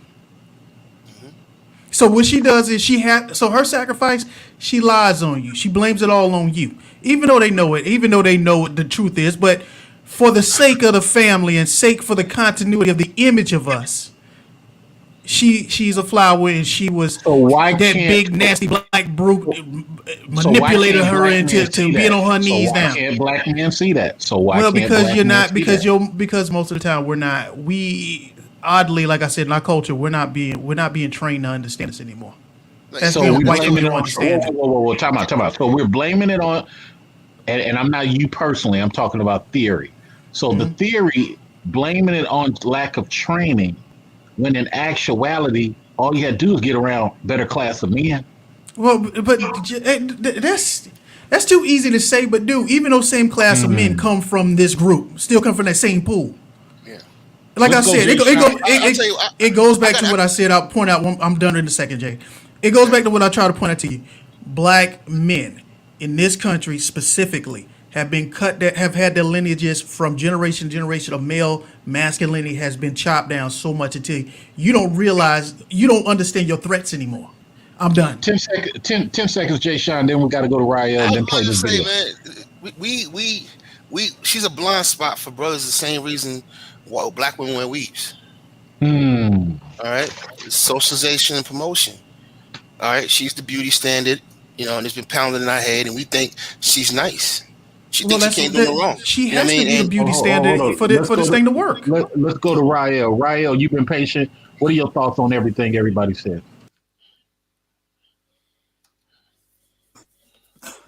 We first of all, we have to really understand that we talk a lot about feminazism, but the reality is we don't really understand what feminazism, who it ultimately betrayed the most. It betrayed other women. Yep, sure did. And when you go to see, I didn't realize this until I started. I saw it in relationships that I was in my late teens, 20s. I would see this dynamic play out, but I didn't understand what it was. But I was seeing it, but I didn't have any terms to really use with it. And then I started reading these two very, very powerful books. And they're called, one is Will I Ever Be Good Enough? Healing the Daughters of Narcissistic Mothers, and Mothers Who Can't Love, A Healing Guide for Daughters. And what are the two most powerful things you got out of that? That when we talk about women not having their father in their home being the most detrimental aspect to why they act that way, that's completely false. The most detrimental thing to a daughter is not getting the love from her mother and being shown how to be the proper woman she's supposed to be. That is devastating. I have read excerpts in these books from women in their 70s in counseling who are still broken as women because they didn't get it. We don't understand the devastation to a daughter who is lacking that womb-to-womb connection with their mother. It's very devastating. Let me play some of this, Rael, and I'm coming straight back to you to give you some more mic time. But I want to know what you think. No, whatever. So a white girl who just wants to get some penis is gonna go after a black dude because she knows it'd be much easier to get him in bed than a white dude who might be a little bit more discerning. Basically, black dicks are not very discerning. Whatever is available, they'll just take it. All right, so let's start with with Rael. Rael, what do you think about that? I think that there's some validity to what he's saying. I think Give me some detail. Give me some detail. I agree with it too, but give me some detail. Because I said this before on some other channels that the one thing black men don't want to be viewed as globally as a walking dildo. I would take that as disrespect, to be honest. I think black men want to be known as easy. But I think that's a problem image. It is a problem. It's a problem image wise. Yeah. It's a problem image wise. Yeah. Like if you really want to be taken seriously as a man, like there's just certain protocols and things that you have to just abide by. And so for me, I look for respect first. And I've always told women this, especially in our group, because they find it very discombobulating when I say I don't look for love from a woman first. I look for respect, because a woman can't love a man she doesn't respect. Hold on for a second. Locast is going to drop off. Locast, what do you think about the black man being seen as easy? This is something white women believe, that black men are easy busting nut dildo. Ooh, it's dirty to be put down as if you put it in that category. I mean, that's what it is. I'll be honest with you. Hold on. Check this out, because Jay Sean knows this truth. In Europe, before the internet, some European women would suck a horse dick, a mule, a donkey. This was normal, bro. Okay. Mm-hmm. Now that they get an actual human being, now it's cool. You just one step up from animal. But go ahead. Yeah, because you still are an animal as far as they're concerned in their culture. Again, we forget. We forget. But the thing is that we have to keep this in mind, dude. The real reason why they see us this way, because they have conditioned us to think this way. And what we have not done is analyze the conditions that we find ourselves under. We don't never analyze these circumstances. Personally, I used to be that way, younger, but I realized something. It triggered me one time when I realized that I turned a woman on more by telling her no than to give in to whatever her request is. That turns women on. Yeah, but what I realized after a while, if you really, really want women to respect you, resist them. I told the Portuguese girl I was sleeping with she was my favorite, and I saw a smile cross her face, and I said, "Okay, I'll never call her again," because she was too comfortable after hearing it. Resist their advances, and you good. Give me your final thoughts, Locast, on the whole show. Oh man, thanks for having me on, bro. Mr. Research, I watched you a couple of times. I will be watching you a lot more often. Thank you for inviting me to the panel. Guys, I'm working on my own panels on Friday nights. I hope that you all have an open invitation to join me. Anyways, thanks for having me on, man. Jay Shine, it's always a pleasure to be in your company. I will be there as long as everybody gets a chance to speak, because sometimes people do not moderate, and these long-winded cats and cats that interrupt you can't even have a conversation. You talking about such as myself? Okay, I got you. No, you interrupt with like 3 seconds, 5 seconds. This other cat that interrupt with like long theories and Well, the thing is, right now, dude, I'm realizing what it's going to take to be successful as a content creator. And push things in my direction, and I'm learning from people, man. I'm learning from people. And I realize that you have to pick people with you. No, I appreciate, hey, that was my project. I'm not getting credit for it, but that was my project. Right. I ain't mad at you. Much love. Talk to you soon, sir. Take it easy. All right.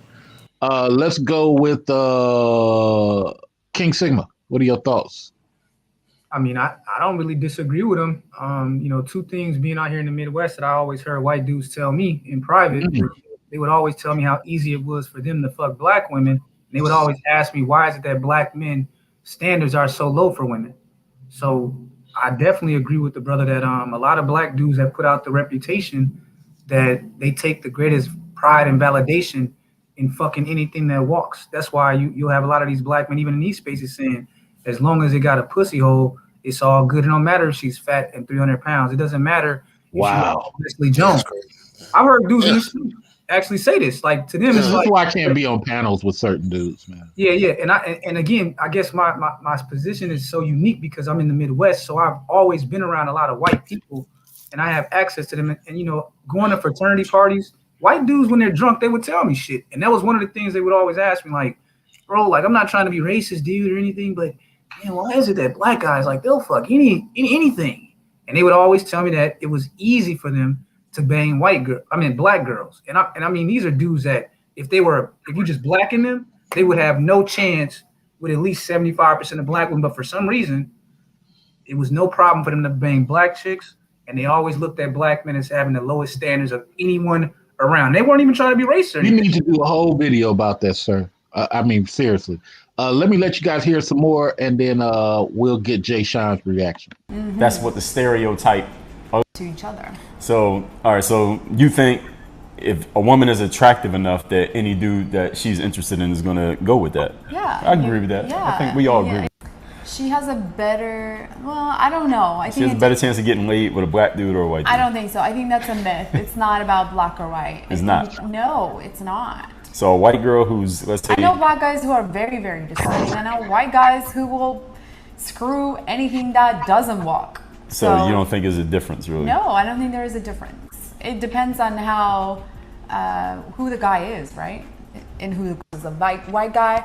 I think I have to adjust. I have to adjust because they're just different. But I don't think it will take black guy will take less time than a white guy. I think it's a total. And I see a black dude, he'll be with this fat, ugly white girl. And I see it all the time. Why do black dudes be going for these fat, ugly white girls? Ironically, they have a conversation on a different video about her current eating habits. And she eats a lot of butter and sugar. And bread. Butter, sugar, and bread. You know what I don't like about this exchange right here? I don't like brothers who virtue sing the way he just did. He's low key trying to diss anti-black. Yeah, anti-black. He's dissing low end brothers. You know what I mean? Because he knows that wouldn't happen. He knows that black athletes and black movie stars don't fuck with fat white women. There's usually low end black brothers who do that. Brothers who need a couch. You know what I mean? Brothers on the low end, brothers who got making paper and making money. Or brothers like him who get stuck with a chick who he doesn't realize Russians get big like bears as they get old. Because the thing is, why would he ask her that question? Like, how would the fuck would she answer that? So the fact that he's even asking her that question, gives himself away. So I would cuss that nigga out if I saw him in person. But anyway, this whole thing, look, again, I don't care where a man puts his penis. I don't. But black men really have to be cautious about how we look in the world. The reason I snap out on passport shit and and the system stuff, it wasn't personal. It's because I care about our perception in the world. I'm in the world. I want to do business. Even if I step into, let's say if I step into the continent of Africa, black continent, I'm not coming there with a dashiki on some we brothers. No, I'm coming in as a black American male. And I'm coming to do business as a black American. All right? That's what I'm coming to do. And I want, exactly. I don't want our perception to be we just pussy hounds and we just, a bunch of, male whores who sleep with anything. We can't indulge in certain things. Our perception matters. It's kind of like the Tao. It's all speculative, right? It's all built on confidence. So people do business based on a lot. Your perception can take business from you or not give you business. You know what I mean? It's like a stock. Your stock goes up and down. I don't want us to be known for that shit. Running around the world just fucking poor bitches and you know what I mean? I don't want us to be known for that. I'm very sensitive to that. The Dow is hold on. The Dow is a dice game. And when that one dude comes to the dice game, that always makes other people broke. The side bet motherfuckers are happy. The niggas that like to be on the money ain't happy. Right. Nobody wants to drop a fade. And what I want to say is this, man. It's not even about. It's like, look, we just gotta be conscious of that. You know what I mean? There's a way to do things. There's a way to do wrong. Just do wrong right. You know what I mean? Just do wrong right. You know what I mean? And a lot of brothers out here are moving too sloppy for me. And I don't want that to be our perception and cats are throwing it on the internet, bragging and stuff. Like that shit is not it's not the business.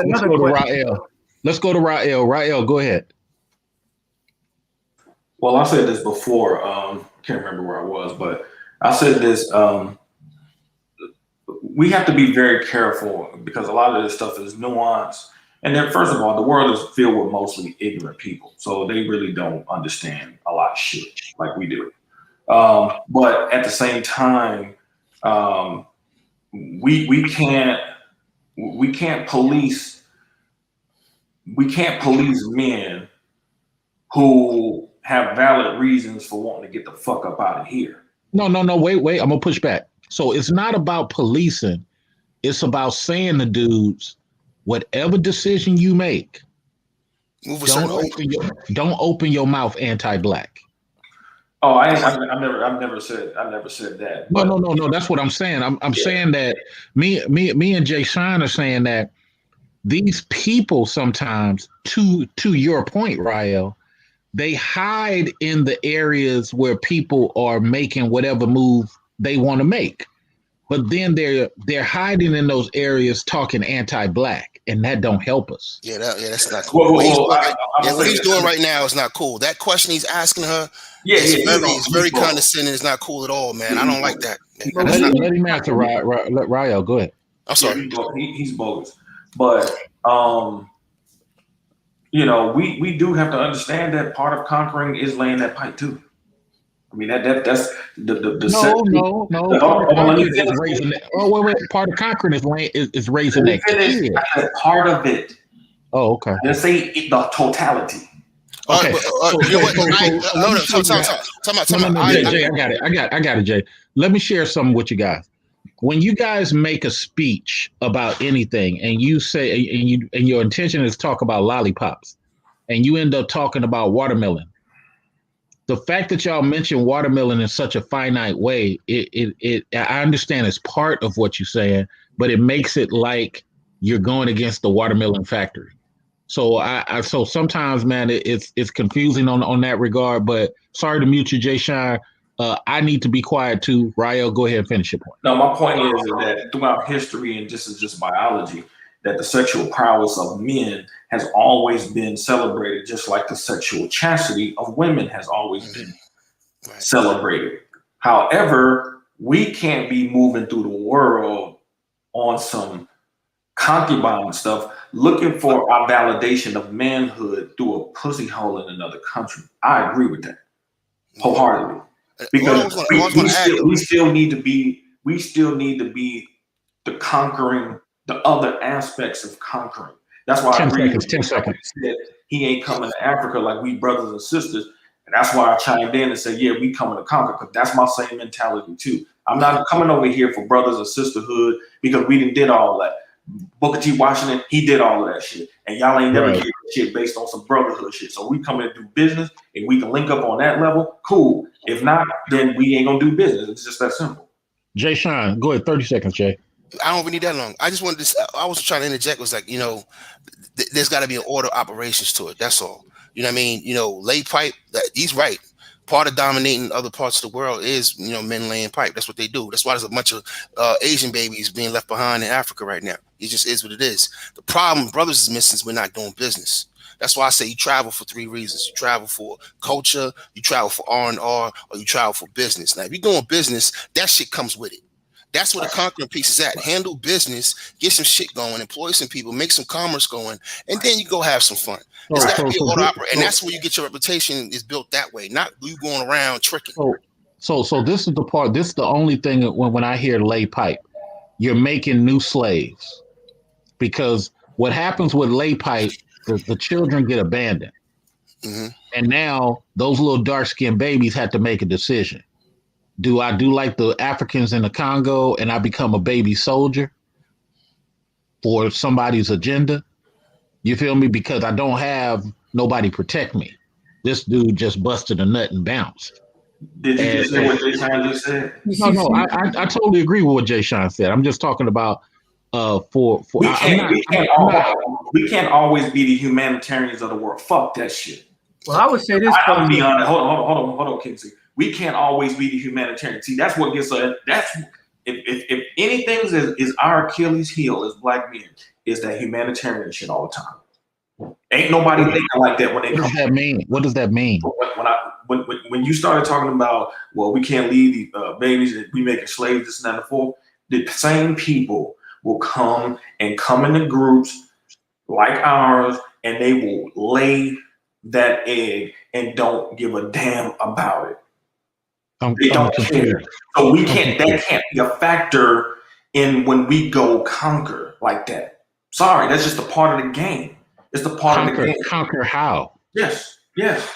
Look, they're hold on. Just like Jay Sean just said, the Chinese over there, man, laying pipe all day long, and ain't nobody. And I ain't seen not one video from African women saying anything against it. I ain't seen it. Where are the babies that the Chinese created? They're in Africa. They ain't in China. I ain't seen too many African. And I've seen plenty of African. Hold on, I've talked to plenty of Africans who talked about how that's going on over there. No, they got news articles on that. It's out there, bro. Okay, because what I'm trying to get, King Sigma, maybe you can help me. I'm hearing, I'm not saying Rael's wrong, but I'm hearing generalities. So I'm talking about specifics. So you, King Sigma, are telling me there are thousands of Chinese and black babies in Africa? Yeah. Oh, I could say that. I can show you that. I got an article that I saved that I read about how there was a big complaints coming from certain African governments because, you know, with the business arrangement between these African countries and China, they bring in these men to work there. So here's the question then. That goes to my point. So are those, to Jay Shine's point, are those future managers or future slaves? I think that those children will be future managers of the slave blacks. The blacks will be the slaves, and those Chinese half breeds will be the managers of them. Yes. But I just wanted to say something before you guys move on, because you guys kind of moved past it. But when Jay Shine was referring to the black men having a reputation of banging poor women and going overseas, see, here's my problem with that argument. The man here on the problem is domestic. You don't have one standard domestic and then try to apply another standard internationally, especially when the men that are traveling are higher class and higher income, higher education. Here's the problem with trying to do a double standard. If you're not going to apply the standard universally and say you shouldn't be fucking these low grade women anywhere, including the United States, now you have a problem, because again, the poorest women in America are black women. They have a net worth of $5 on average. This is a fact. They have the lowest saving rates, the highest debt rate. What I don't understand is that, why is it okay to fuck a poor woman in America, but it wouldn't be okay to fuck a prettier version of her on the 7 continents of the world? That's something I never understood. And then I would always say, why is it okay to trick on a more lower grade American version when I can get a better looking? Because again, men that are doing this, they want the prettiest woman they can get at the lowest price. So why is it okay to have a low standard with American black women, but then all of a sudden, I got to raise this moral standard and have a higher standard with international women? If you're going to have a standard and a code, you can't say that this code is flexible when it's convenient. Let's get Jay Shine to answer that. We're going to start doing final thoughts. We're going to start with Jay Shine. We're going to go to King Sigma. We're going to end with Rael, and then me and Jay Shine are going to close out the show. So Jay Shine, final thoughts. Go ahead. There's no easy answer to that. But, you know, what I would say is this. One, at least the women are American. All right, they're in our class. All right, if black men are coming from the hood or coming from the black society and they're messing with black women in their own society, you know, I would agree. If you're a middle class black dude, why are you down there messing with, you know, Ratchet Keisha? I would say the same thing. You know what I mean? But at least it's still inside of our greater black society. You know, I think the reverse question would be, if you're fucking ratchets in America, you saying it's okay to fuck ratchets in DR? You know what I mean? That don't make sense to me neither. To spend money to go get poor pussy when you can get that in America. I can flip that question back around. You know what I mean? You know, my thing is, when you're traveling abroad, you're representing a group, whether you like it or not. You're representing a group. I'm representing y'all right now in Germany. I am. I'm representing us. And that's why when I was on GMT's panel a couple weeks ago, a sister jumped up there and was talking about all these black men leaving babies in Germany. I hopped up on that panel. Never been on this panel before. I hopped on that panel and corrected her, because she's over here and she's better because she ain't got nobody. And I corrected that sister. That's not true. Most of the black men over here who are expats or staying over here for work or whatever the case may be, they married to these German women. And if they do leave and go back to the States, most of the time it's because the German woman doesn't want to leave Germany. So I put it in context. I will defend our perception to the hilt. You understand me? I take this shit very seriously. So I don't care who it's coming from or who's doing it. So when I see brothers out here throwing up videos and they got chicks twerking on them in front of DR in daytime, in front of the people of DR, that's a problem. That's a problem. You got all those old white men down there doing sex tourism, and now black men down there doing the same thing. That is not a good look for us. Period. I want us on some business shit. I want us out in Brazil doing business. I want us out in DR doing business. I want us out in Africa doing business. I want us in Asia doing business. And then if you end up hooking up with a chick from that place, okay, fine. Then you do everything the right way. You make sure you represent us. And if you're gonna move on some sleazy shit, do it the right way. That's why they have brothels. See, I'm out here with white men who move a certain way. Even young white men I ran into at a train station in Berlin back in 2019, me and my daughter, there was 3 white boys, college boys going out to Prague to get a quote unquote beer bath. And they go back to the States and they go back to college. They're not doing shit out in the streets. They do things a certain way. They move a certain way. And we need to start moving a certain way, because the truth of the matter is a lot of cats get out of the country and they act like fucking children. We see them out here, we see them all over the place, and now they're putting videos up on YouTube. And that shit gotta be called out. All right. So I'll respond to you on this. Now, you said that these men don't show it. That's not true. So I'm gonna work backwards, because you had a lot of comments that you made. I just want to work backwards real quick. So on black men highlighting the women that they run into across country. Do you know the reason that the first truck went out of country had nothing to do with another black brother? I was watching MTV Spring Break on television and watching how much fun they were having. That's how I made my first trip to Cancun, Mexico. The only black people that were there were 50 Cent and a bunch of rappers when I was watching. I would put you in that category then. No, but I'm just saying, okay. And I remember that there used to be these videos called Girls Gone Wild, right? And you had like Luke's Freak Show, all these different tapes, but it was mostly white men dominating this whole area of going to foreign countries and showing how much fun they were having with the girls. So I was actually watching MTV the first time I said, hey, I'm in this cold ass state, I'm going to spring break. And that's how it happened for me. Now, in regards to what you said, well, if you're going to mess with a ratchet, well, you might as well mess with a ratchet in the in group. Here's the problem with that. Again, it goes back to the argument you and I had earlier about how dollars get spent in Black America. We know that no matter where the dollars are going, they're all going back to Jews, Arabs, and white men, and more growing with Asian. Now, it's the same thing with the ratchet. I would have to ask you this. With all these relationships that we have in Black America, and even with the in-group relationships, what constructive result has it produced for Black America? So whether it's a middle-class man fucking with a ratchet woman or a poor dude fucking with a ratchet woman, the result has been horrible for the outcomes of Black Americans the last 40 years. So it got to be something else going on. We don't disagree, brother. Okay, I would never tell a brother to mess with a ratchet woman, period. Oh, I know you wouldn't, but I'm just saying the argument that you made. This would be my last point. You can get the mic back, but I'll say this. Okay. So then you asked the question, well, brothers going to deal with ratchets in another country. I'm like you.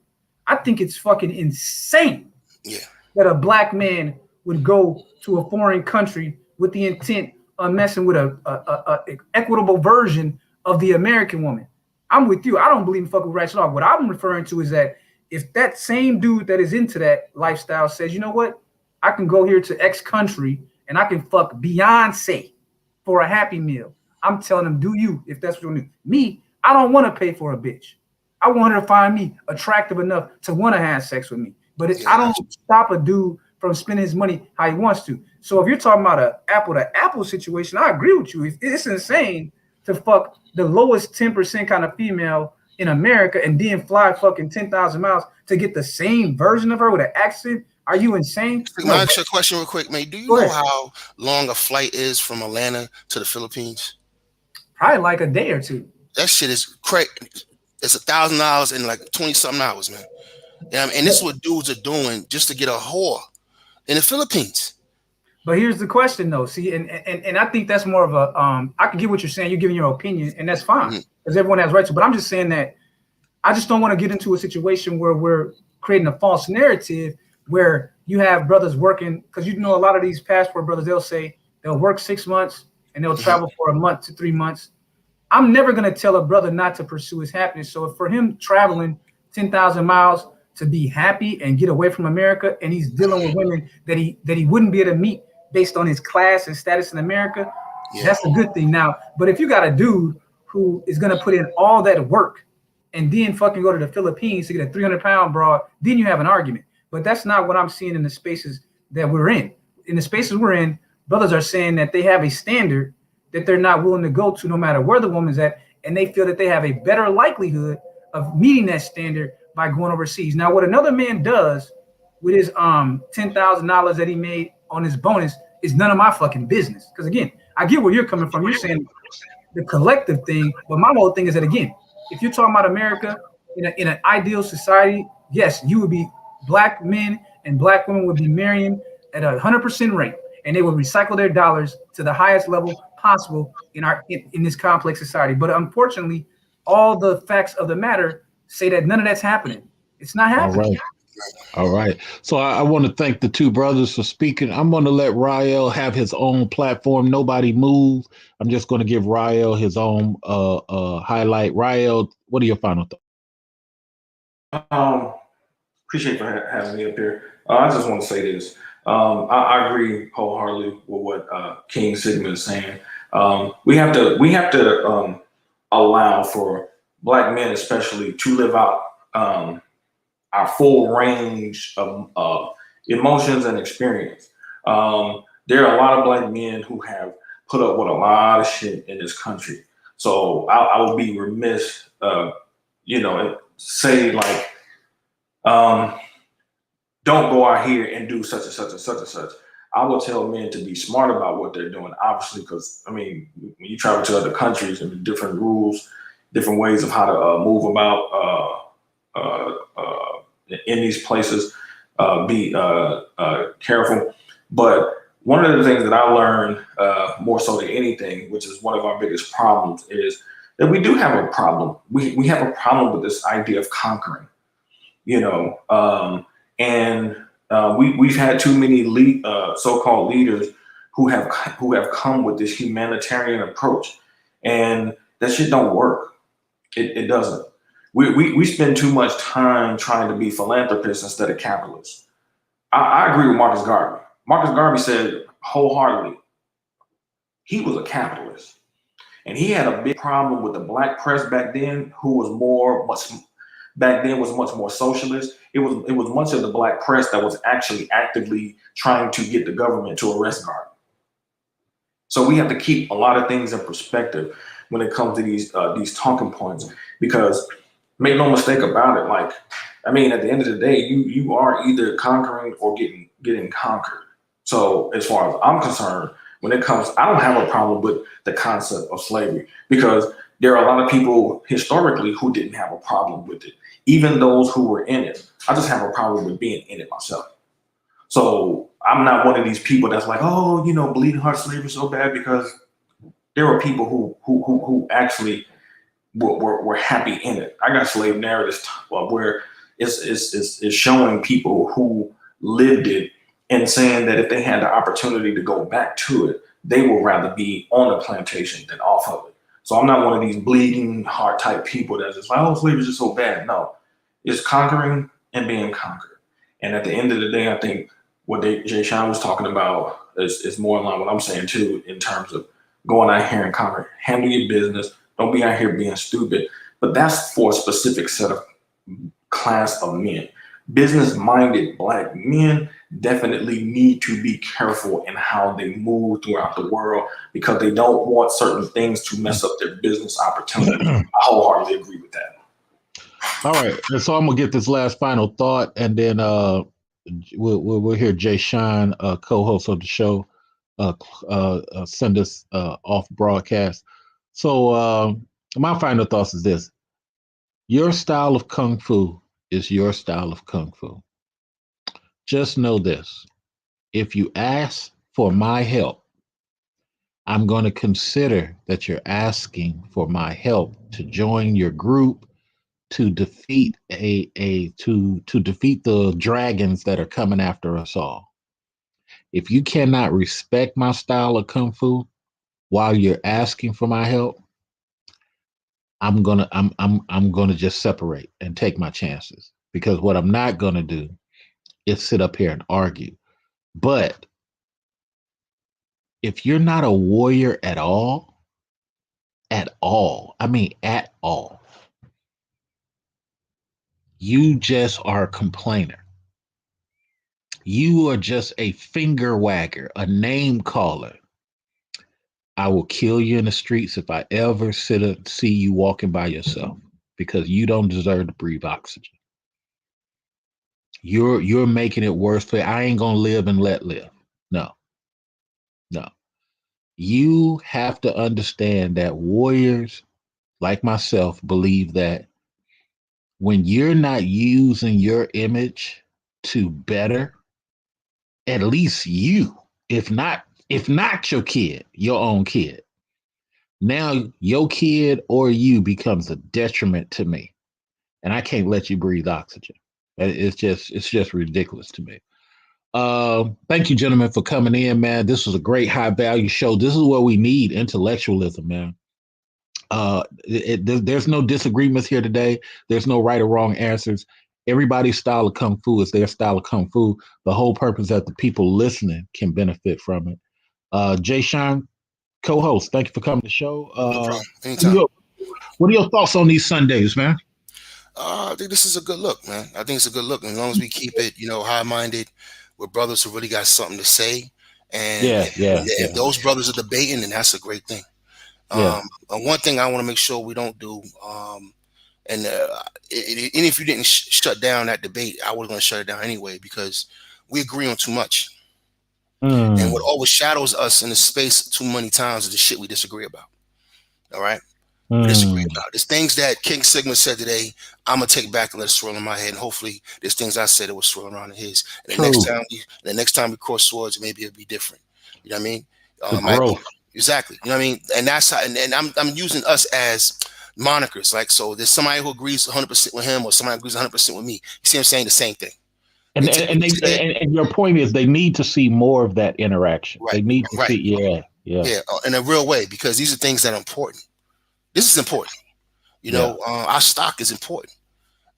So as we carry ourselves through the world, the only thing I would add to this conversation at this point is, just get on a business mindset, man. I'm a Brooklyn kid from Brooklyn, and I didn't have the greatest upbringing, but I was perceptive. If I was a mutant, my power would be perception, and just watching things. I was very perceptive. I watched everything around me. I watched how people interact with each other. I saw how people fed off each other. I saw couples argue. I'm talking about I was a kid. I would sit in my yard and just watch the couple next door argue and see how they would just argue with each other because they needed each other. Because she had a certain job and he had a certain job. He had a certain job and she had certain benefits, and a lot of shit that happens when people in survival mode, creates these tense unions and things that people really don't want to be in, but they gotta be in, or they feel like they gotta be in, because they don't want to be alone, or they depend on the other person. So watching people in that situation in the 80s throughout my community, always in survival mode, created a lot of interesting social experiments, to watch just from afar as a kid. So I learned to, just watch how things develop and watch how people get down with each other, how people work. That's why I could sit in the room and be quiet and just watch the room, and I can tell exactly what's happening in the room by just watching people's mannerisms and behaviors, facial expressions, eyes. I picked all that up from the streets. And I think the key thing is that we take it back inwardly. Yeah, we swirl it around and see what sticks to the inside of our skulls. Yeah. So the final point I want to say real quick is just just apply a business mindset to everything you do. Don't take nothing personal. There's no reason to. We're in the matrix. Unplug. See it for the ones and zeros that it is, man, and keep it pushing. Increase yourself. Put a plan together, execute that plan, keep pushing and keep pushing. That's all I got to say to black men. And hopefully we get to the point one day we start getting on the same page and we start doing business with each other. We stay on code with each other, and we can shut a lot of this fuckery down. And this is going to be a hub, this high value show. King Sigma, make sure, please, you come back. You as well, Ryo. I interviewed an Iraqi lady on dating black men and the inconsistencies that she sees. She finally has a fiance, but just a lot of cultural inconsistencies. And I'm going to try to bring more women into this space with us brothers in particular, because I know that you gentlemen will allow her to speak, but you're going to hit her back with intellectualism. I think YouTube needs that. Thank you again, gentlemen, and please come back next Sunday. Chris, the Republican, will be on the show. Much love. Peace out.